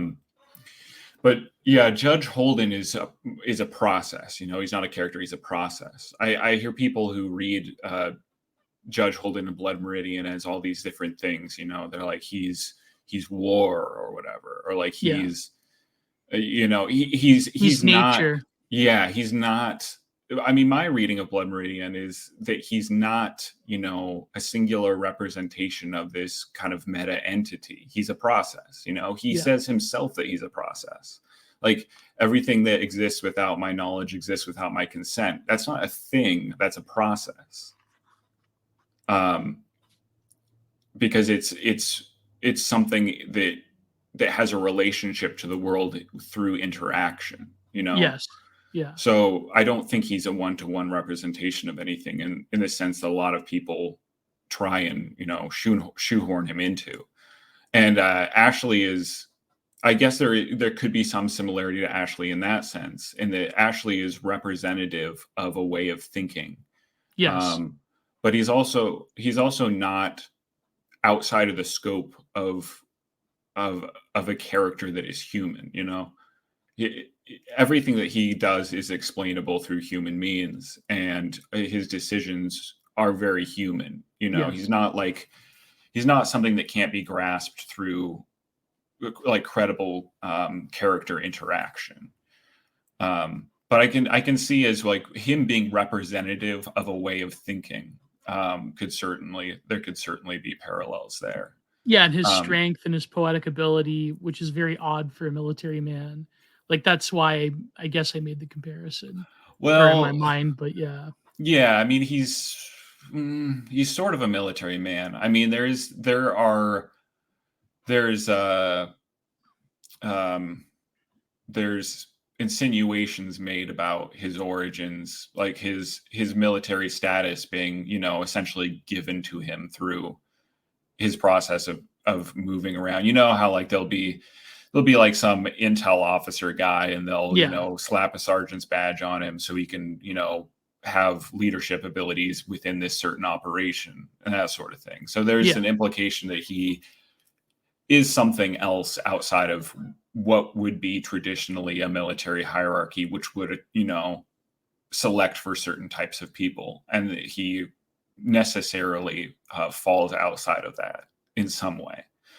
Um, but yeah, like Ashley is definitely definitely representative of a certain kind of person that I would say more so is coming into being, you know, mm, maybe hmm, didn't exist in the, you know, 2010s, maybe didn't exist necessarily during the, you know, the global war on terror um, at the time it was happening, but is something that has been extrapolated out of that, but then retroactively applied um, to that sort of time period situation. So, in the sense of being like a character that's kind of outside of his circumstances, yes. there is that to an extent.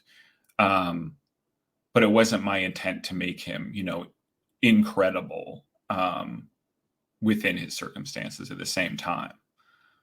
It's Well, oh yeah, go ahead. Sorry. I was just going to say it's a process of just referring forward and back at the same time, you know, contained within one character. Yeah, exactly. Because I think what's crazy about the creature and Ashley is that they're both of, like you were saying, they have a historylessness. They have an ability to sort of transgress their situation and go into a different context as a chameleon. Like for example, you were saying like it is implied that he was a product of some kind of like MK Ultra programming, because he was saying he's like I took drugs. They gave me drugs that were sort of like what fried your brains, and it's like you know, I don't know, for some miracle of chemistry why I didn't end up like you, you know, basically a lower form of life.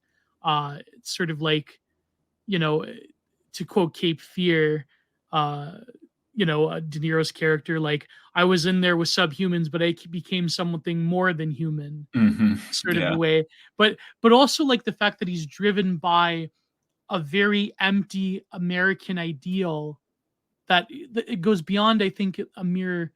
I mean, yeah, okay. The straight up political interpretation is that you're critiquing American, the sort of like Americanization, the totalization of American colonialism throughout the whole world, including the smallest of tribes with their own mythological structures that are still in place.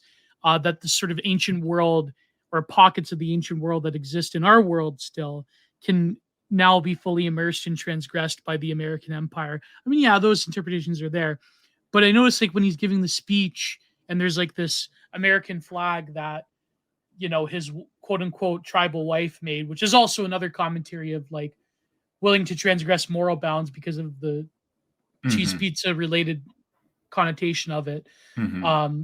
But he's like very much a man of duty, but it's duty to this like imperceptible ideal that is going to inevitably destroy itself, or what he was saying, like, you know, men like you and me were done for. Now it's this new phenotype that is coming into being, and it's like the drama of it is the new world of America, going into the old world of the Holy Hunt between these two islands that the world forgot about. It's like very like like, yeah, of course you could say that there's elements of Conrad there. There's elements of, those sort of like 19th, 20th century novels you're talking about. But it's like, yeah, it is. What is the idea of Ashley? Is he this new phenotype? Is he this sort of like historyless, globalized citizen that for some reason holds on to these like stark moralizations? Um, yeah, like that's what I got from the book. Yeah.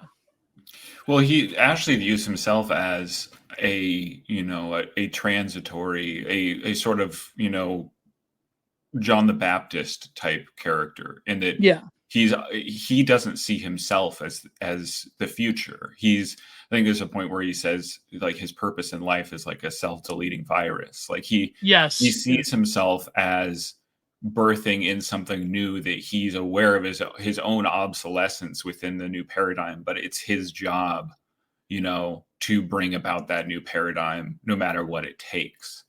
And that's something that that's something you definitely see nowadays. I mean, if you follow any of any of the American militaries, like brass, these old like 60-year-old guys with a giant giant field of medals on their chest, talking Yeah. about how the military needs to be diversified, and we can't like care about these old ways of thinking. And you're the Like entire General time, Milley this yeah. week coming out with about the Yeah, and the Trump entire time you're supporters. thinking like this thing that you're dunking on, that's you, like, or at least what you Yeah. used to be. And there's this very kind of self-destructive element that isn't talked about, that's implied by, their obsession with bringing about this new way of things that's supposedly better, but doesn't involve them.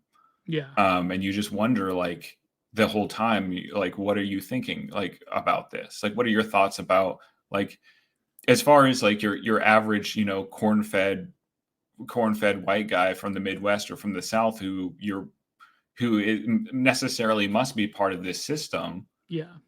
That's what you used to be, or that's what some people like you used to be, who moved up through the ranks, through merit, as much as that still exists.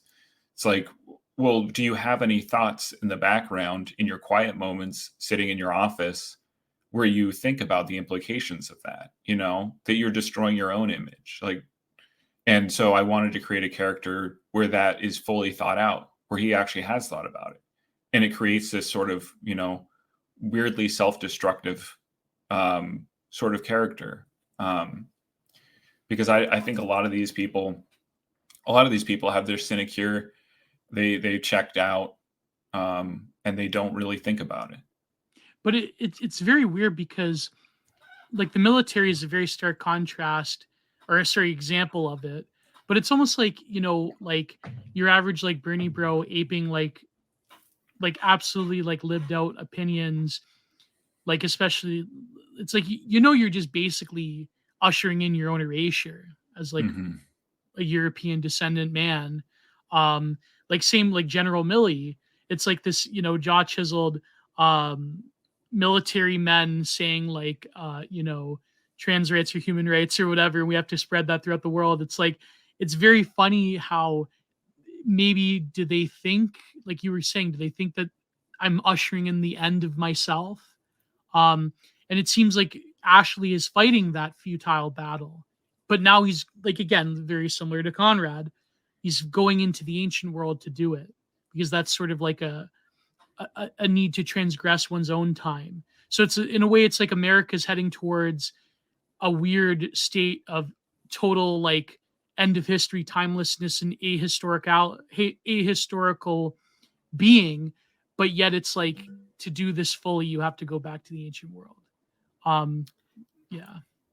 Yeah, and I mean, Ashley is a very self-contradicting character in a lot of ways. Like Yeah. there's this schizophrenia about him. I think in the way that I presented him, as far as descriptively, he's people tend to view him as this sort of, and I think that's where maybe some of the Judge Holden comparisons come in. They view him as this sort of self-contained monolith, with this, Yes. perfectly harmonious inner logic that is imperceptible to what would be a normal character in this world.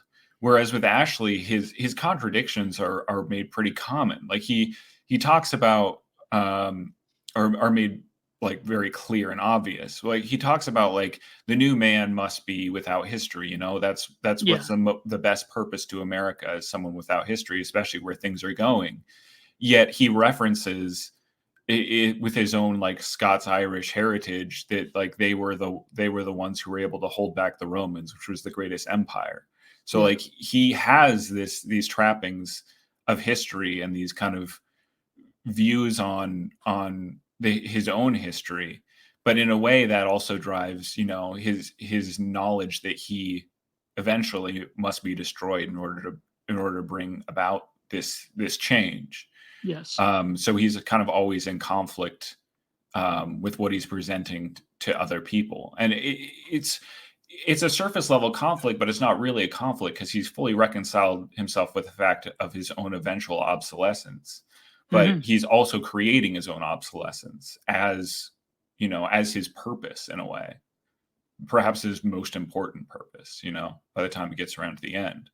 Well, he even said that about his men, that they have to be erased. They have to be done Hmm. away with. Like the creature has to be done away with. And the fact that uh like is there a significance that he managed to escape, like that Ashley didn't? Like is sort of like a Kurtz type of like Willard is always half light and half dark, and Kurtz has to stay there in the final battle. Is it sort of like that? Were you thinking of that, or was it something else? But because he does retain language after. I mean, maybe I'm Hmm. probably just spoiling the. I mean, everyone should go and buy the book anyways, but still, like it's yeah. Well, I mean, the there is definitely a parallel to Heart of Darkness.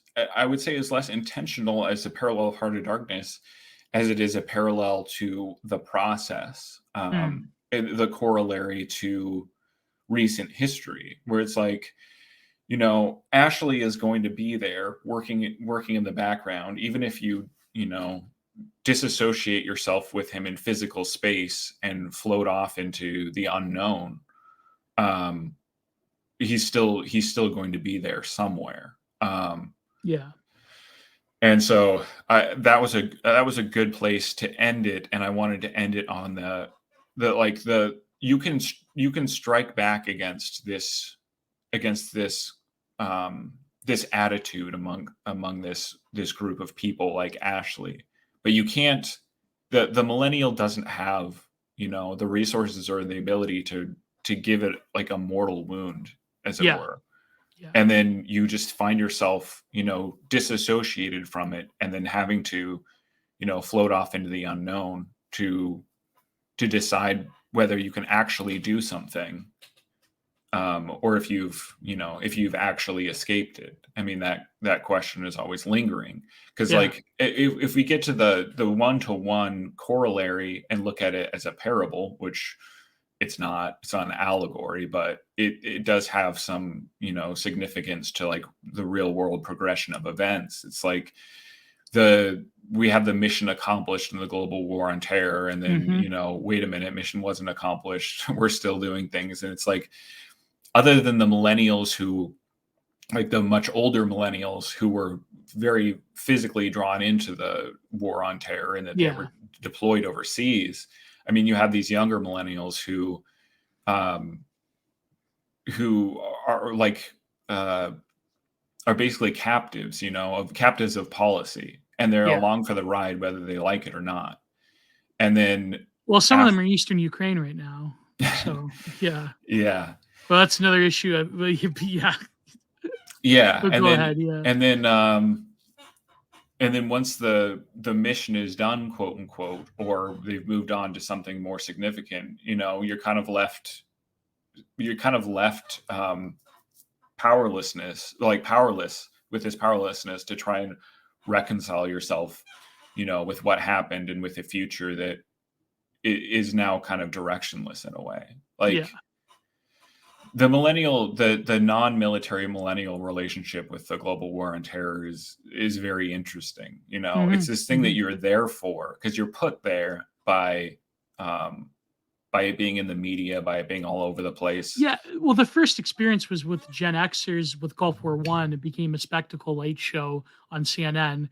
But then the millennial is fully integrated into like live leaks footage and news reels. And yeah, exactly. The bombing of Baghdad was also comparative to 9/11 in terms of like a history shattering event that first night, Yeah, for sure. But you were going to say like the millennials, like for the millennials here as a civilian, but not really there in a way. Yeah. And I mean, that's the thing is whatever happens in these places during these limited interventions or open-ended interventions, they're going to affect your civilian life. They're going to affect the way that the country does things and views things, and you're going to have to live with that. And so that kind of directionlessness at the end of the story is just kind of ties into like, well, my world has changed due to this thing that, I was just kind of a captive spectator to. And so then what comes next? Like with the world that's been significantly altered by what's happened, but that I really have no influence on. Yeah. And so many events of like in the other stories in Millennium, like so many of those events are like that for millennials. We have no say. They happen to us. The boomers maybe felt like they had a say in the events that came about for them, like whether it was the Vietnam War or the Civil Rights Movement or so forth. It's like millennials don't have any of that. We LARPed that with Occupy. I mean, one of your stories, I mean, the last one was about that, about like a radical and his rich father, and of course, both fatherlessness and an extremely unhealthy relationship to the feminine for the millennial man comes into it. But before we move on to those ones, let me ask you really quickly, how did you come up with a story for the Holy Hunt, though, the mythology? That was fascinating to me. It was very well thought out. And I guess like you could say it's comparative to other sort of like either Peruvian or Mesoamerican or not Peruvian. What's the word I'm looking for? Like Hawaii. What do they call those people? Polynesian, or like a Mesoamerican mythologies. But how'd you come up with that idea of the Holy Hunt? Yeah. Well, a lot of it's actually, based in real culture, like the Ritual warfare and like the whole stuff about the calendar, the dividing up of the calendar, about the ceremony of the new fire, of when like the calendar rolls over, all the fires are put out, and it's viewed as this kind of renewal and this sort of stuff. That's all based out of the reality of what Mayan culture was. Yeah. And there's still like small fragmentary tribes that follow this stuff to an extent. Even the language that the tribe uses is based off of fragments of a Colombian tribe that speaks a version of the I think it's the Arawak language family. So the fundamentals of it is based in like my research about those cultures, and then kind of the specifics of it was just more extrapolated out to create the framework of the story and the tension that develops. So it's a mix, it's a mix of this was the overarching idea for the story. This is how it's going to fit in, and then doing the research and like, okay, this is how it can fit into that greater context. If you have this kind of more closely preserved, like Mesoamerican culture that's been existing in somewhat of a vacuum. Yeah, and it makes a lot of sense too. I mean, but also like the interference with that culture by Western man. I mean, that's a very common theme. Like even when they were when two of Ashley's men tried to escape, I immediately I thought of what should I say for YouTube? The film Cannibal Holobunga. Like that, like immediately that comes to mind, and the soundtrack, like do do do do, like but and the fact that they were like provoked into it, but also like I guess metaphorically you could say that it's the changing of grand historical cycles as well is like represented in this tribal environment in these islands that time forgot, but there still is sort of like a significance to it, like the turning over of the calendar. Hmm. A new man has emerged. Yeah. So yeah, wow, that's great. Um, but but also like I noticed you do have this fascination, I guess, because I think like most of us in North America, even in Holy Hunt, with like the small town existence, going into the Rust Belt, going into a very fraught relationship with their parents. I know it's like very cliche millennial stuff, but that's the point. Is it's cliche for a reason. Um, Yeah. yeah, like the Beetle one. What was the title of the Beetle one called? The Casper House. The Casper House. The Casper House. Yeah, like that. I really like that one. Like, well, I liked all of them, but like the Casper House is interesting because that also has like the same themes of mythos and coming into our world and sort of like the transience of like that post 2008 millennial generation.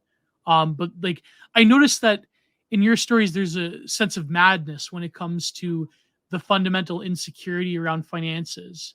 Like Hmm. in all of them it's either fortune or destiny or money that creates a Hmm. form of madness.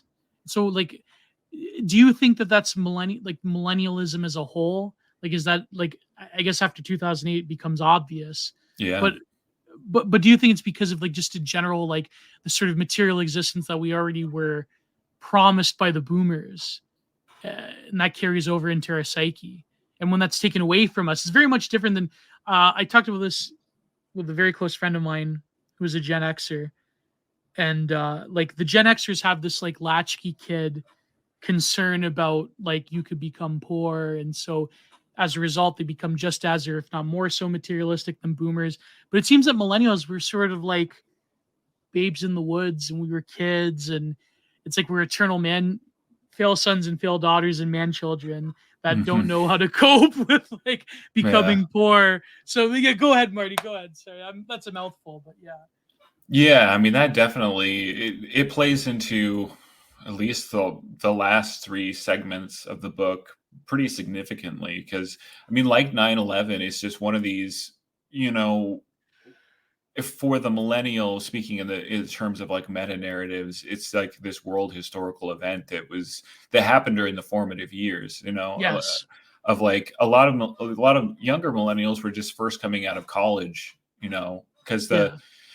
the recession lasted for probably, I mean, at least like 4 years. It was still going strong in like 2010, 2011. Like, I mean, no matter what the media says about, things are getting better, big line, go Well, that was up. because of a bummer, and Yeah, yeah, they had to yeah, cover for him, and the contrast between the hope and change of first term Obama with Barry Sotaro's last term, like second term, like yeah, the contrast was hmm.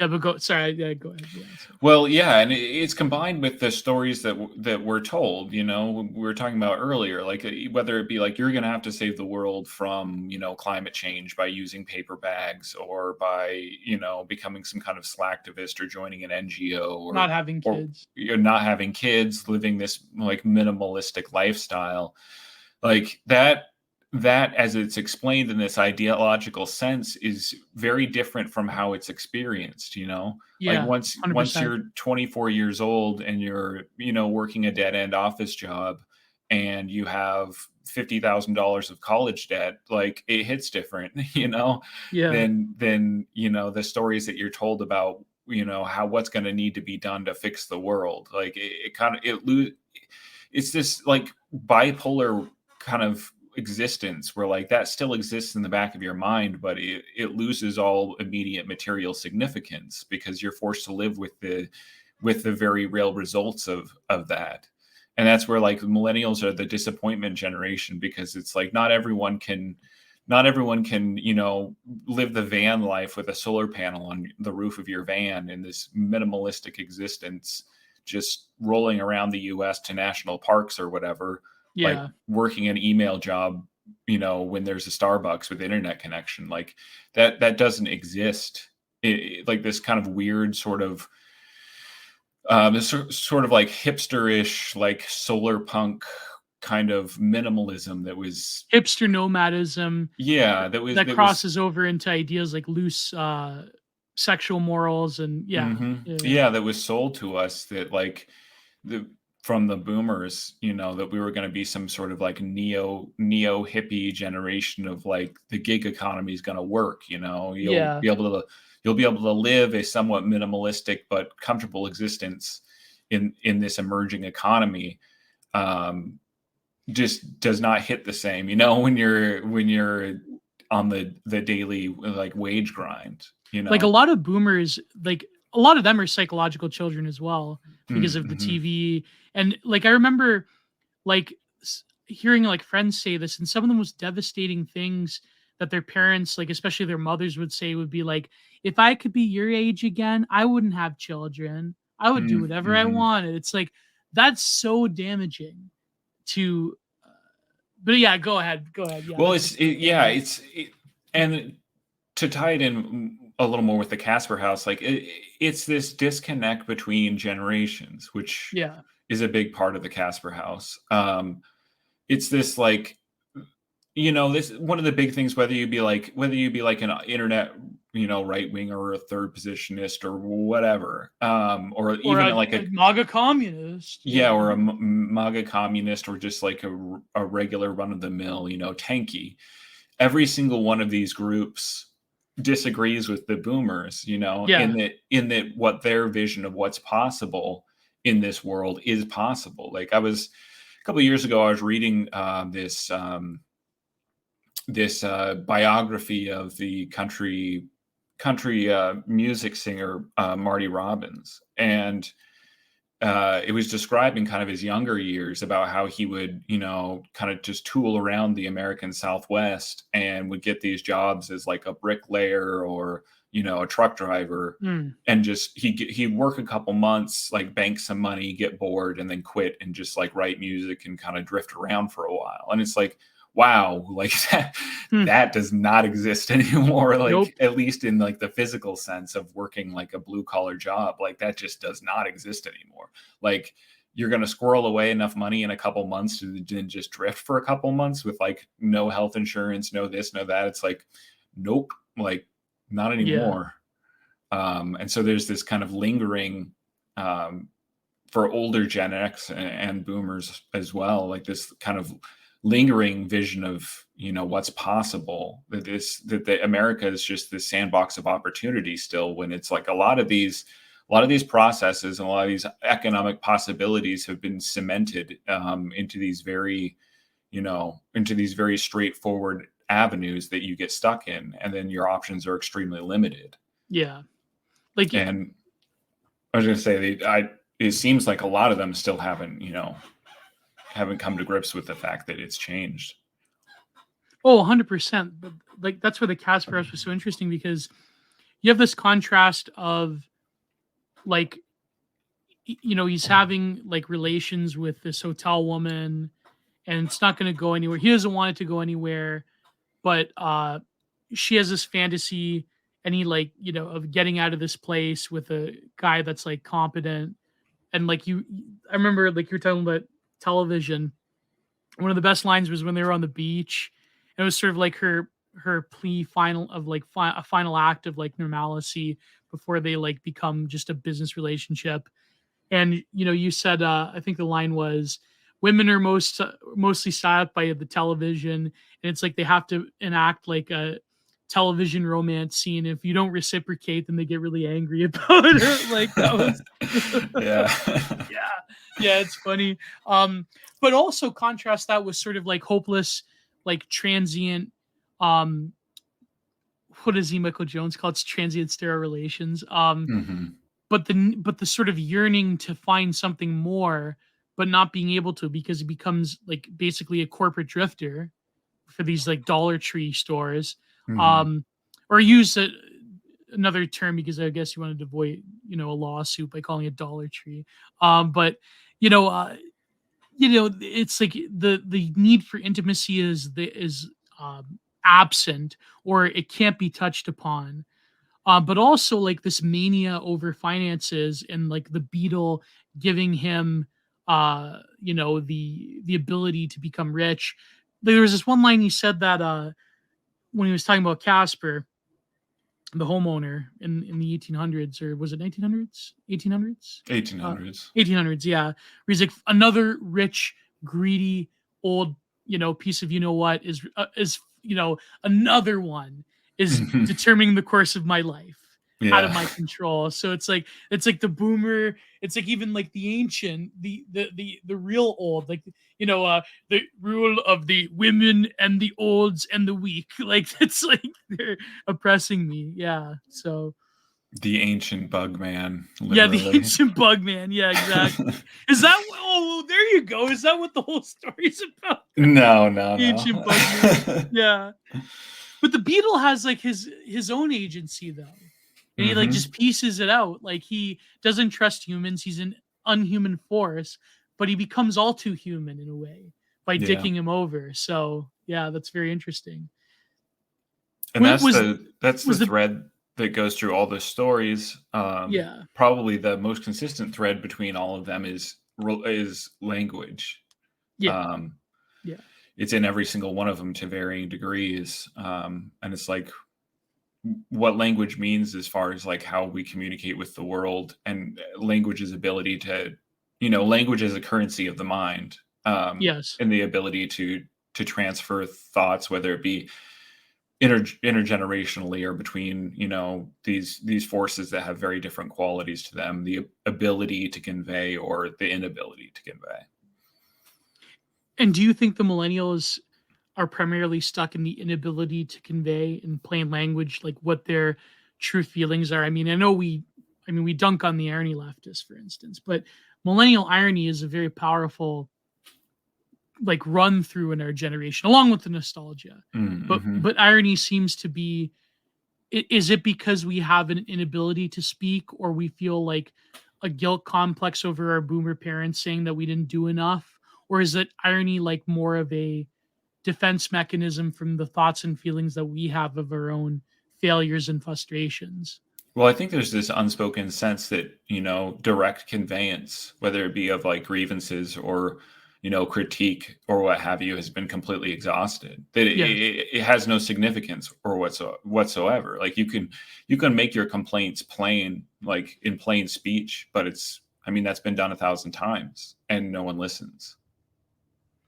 Exactly. You know what it reminds me of? It reminds me of that joke that Ronald Reagan did.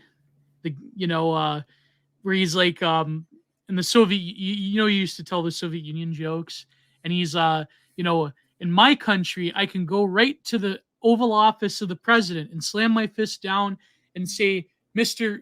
President Reagan, you're doing a terrible job. And the Soviet commissar says, I could do the same. I could go right into the Kremlin, right into the office of, was it Brezhnev at the time, and say, Comrade Brezhnev, Ronald Reagan's doing a bad job. But it was funny because it was sort of like the boomer truth thing, right? But it's not that we can't, but with us millennials, it's not that we can't criticize power or these overarching structures. It's just that the words, like you were saying, the words themselves become meaningless. So it's like, you're not being heard. You could like wind yourself. I mean, hey, let's face it, we're doing a podcast right now, so that's what we're doing. But like we could wind ourselves into a frenzy trying to critique all of society and all of these impermeable structures and the opacity by which power knowledge operates. But really, it's like nobody's going to hear you on the other side of that desk. It doesn't matter. So now the president is erased. Brezhnev's erased. Reagan's erased. Or, well, you know what I mean. Yeah. It seems that Obama ushered in, which is something that people don't talk about nearly enough, is that Obama did almost usher in this, like, I call it like Canadian model style of impersonal managerialism that doesn't care about the consent of the public or anything.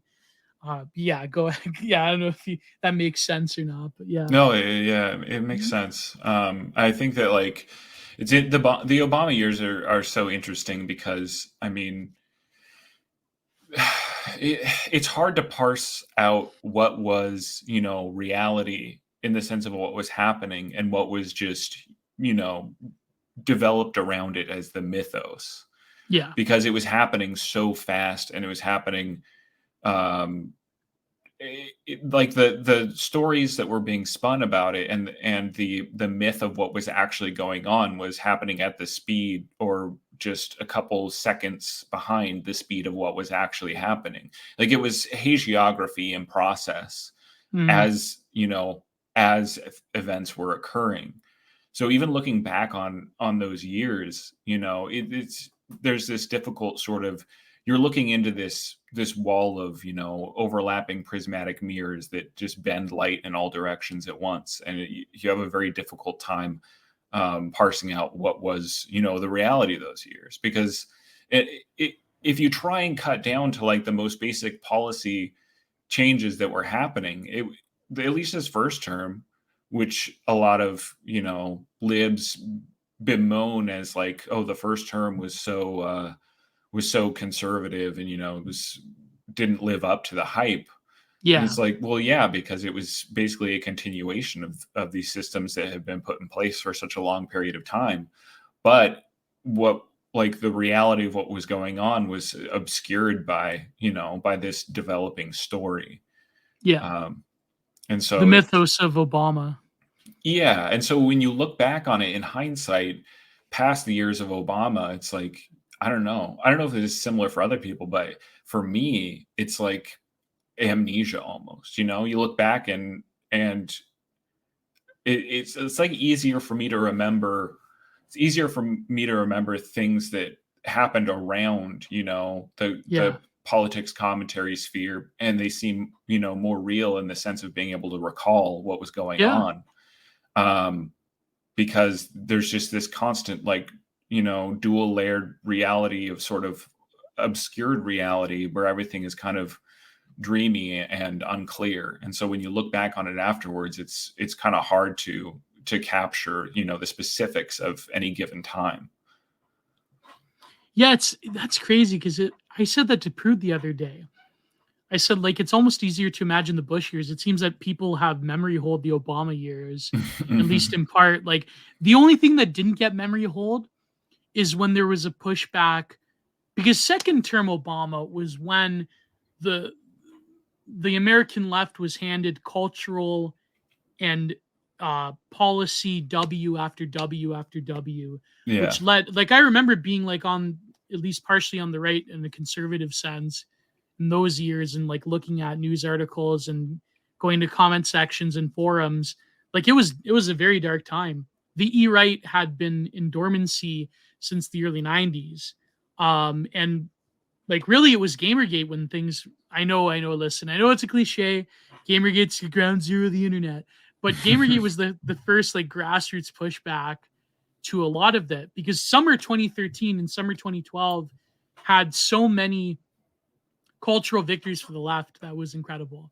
Saint Skittles, a certain medical procedure rulings, gay marriage, like, Mm-hmm. you name it. Like, it was like Obama, like, was he was the figurehead of the ascendant and dominant, like the real like inner party, right? Or whatever stupid Yeah. Mulbug term there is. But yeah, you know what I mean. Like, it's, yeah, like it. But then the pushback came, and then 2016 happened, and it was almost if we saw the glimmer of history again for the millennial. Because let's face it, a lot of it were young millennial men who voted for Trump more than what people realize. And yeah, a lot of Mm-hmm. Gen Xers as well, as a lot of embittered Gen Xers.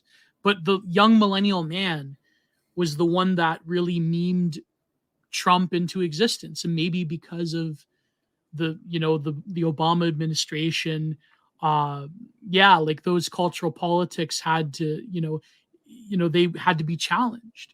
But maybe that is like, but then again, still, like, it was taken away from us millennials in 2020. Well, So, it's interesting because second term, we're still living in second term Obama. oh yeah, with Biden, That yeah, 100%, yeah. Oh, well, with Trump, we were too. Oh yeah, yeah, Because the changes that happened during that time were so all encompassing that they just kept, they kept reverberating and repeating. Thank you for listening to the Content Minded podcast, where every Wednesday there are interesting guests, amazing ideas, solo streams, and discussions on a diverse array of topics from art, philosophy, history, and more. The free version will be available both here on YouTube and as a downloadable link on Anchor and Spotify, as well as on Substack. Each week, the full, uncensored, and spicier version will now be available on both Patreon and Substack, where you will have access to the full archive of both Content Minded and of Giant Reviews, where I break down interesting texts every week, including other exciting paywalled articles and good content. Thank you all. Please like, share, and subscribe. God bless. Goodbye. Help keep the content renaissance alive. Too sweet.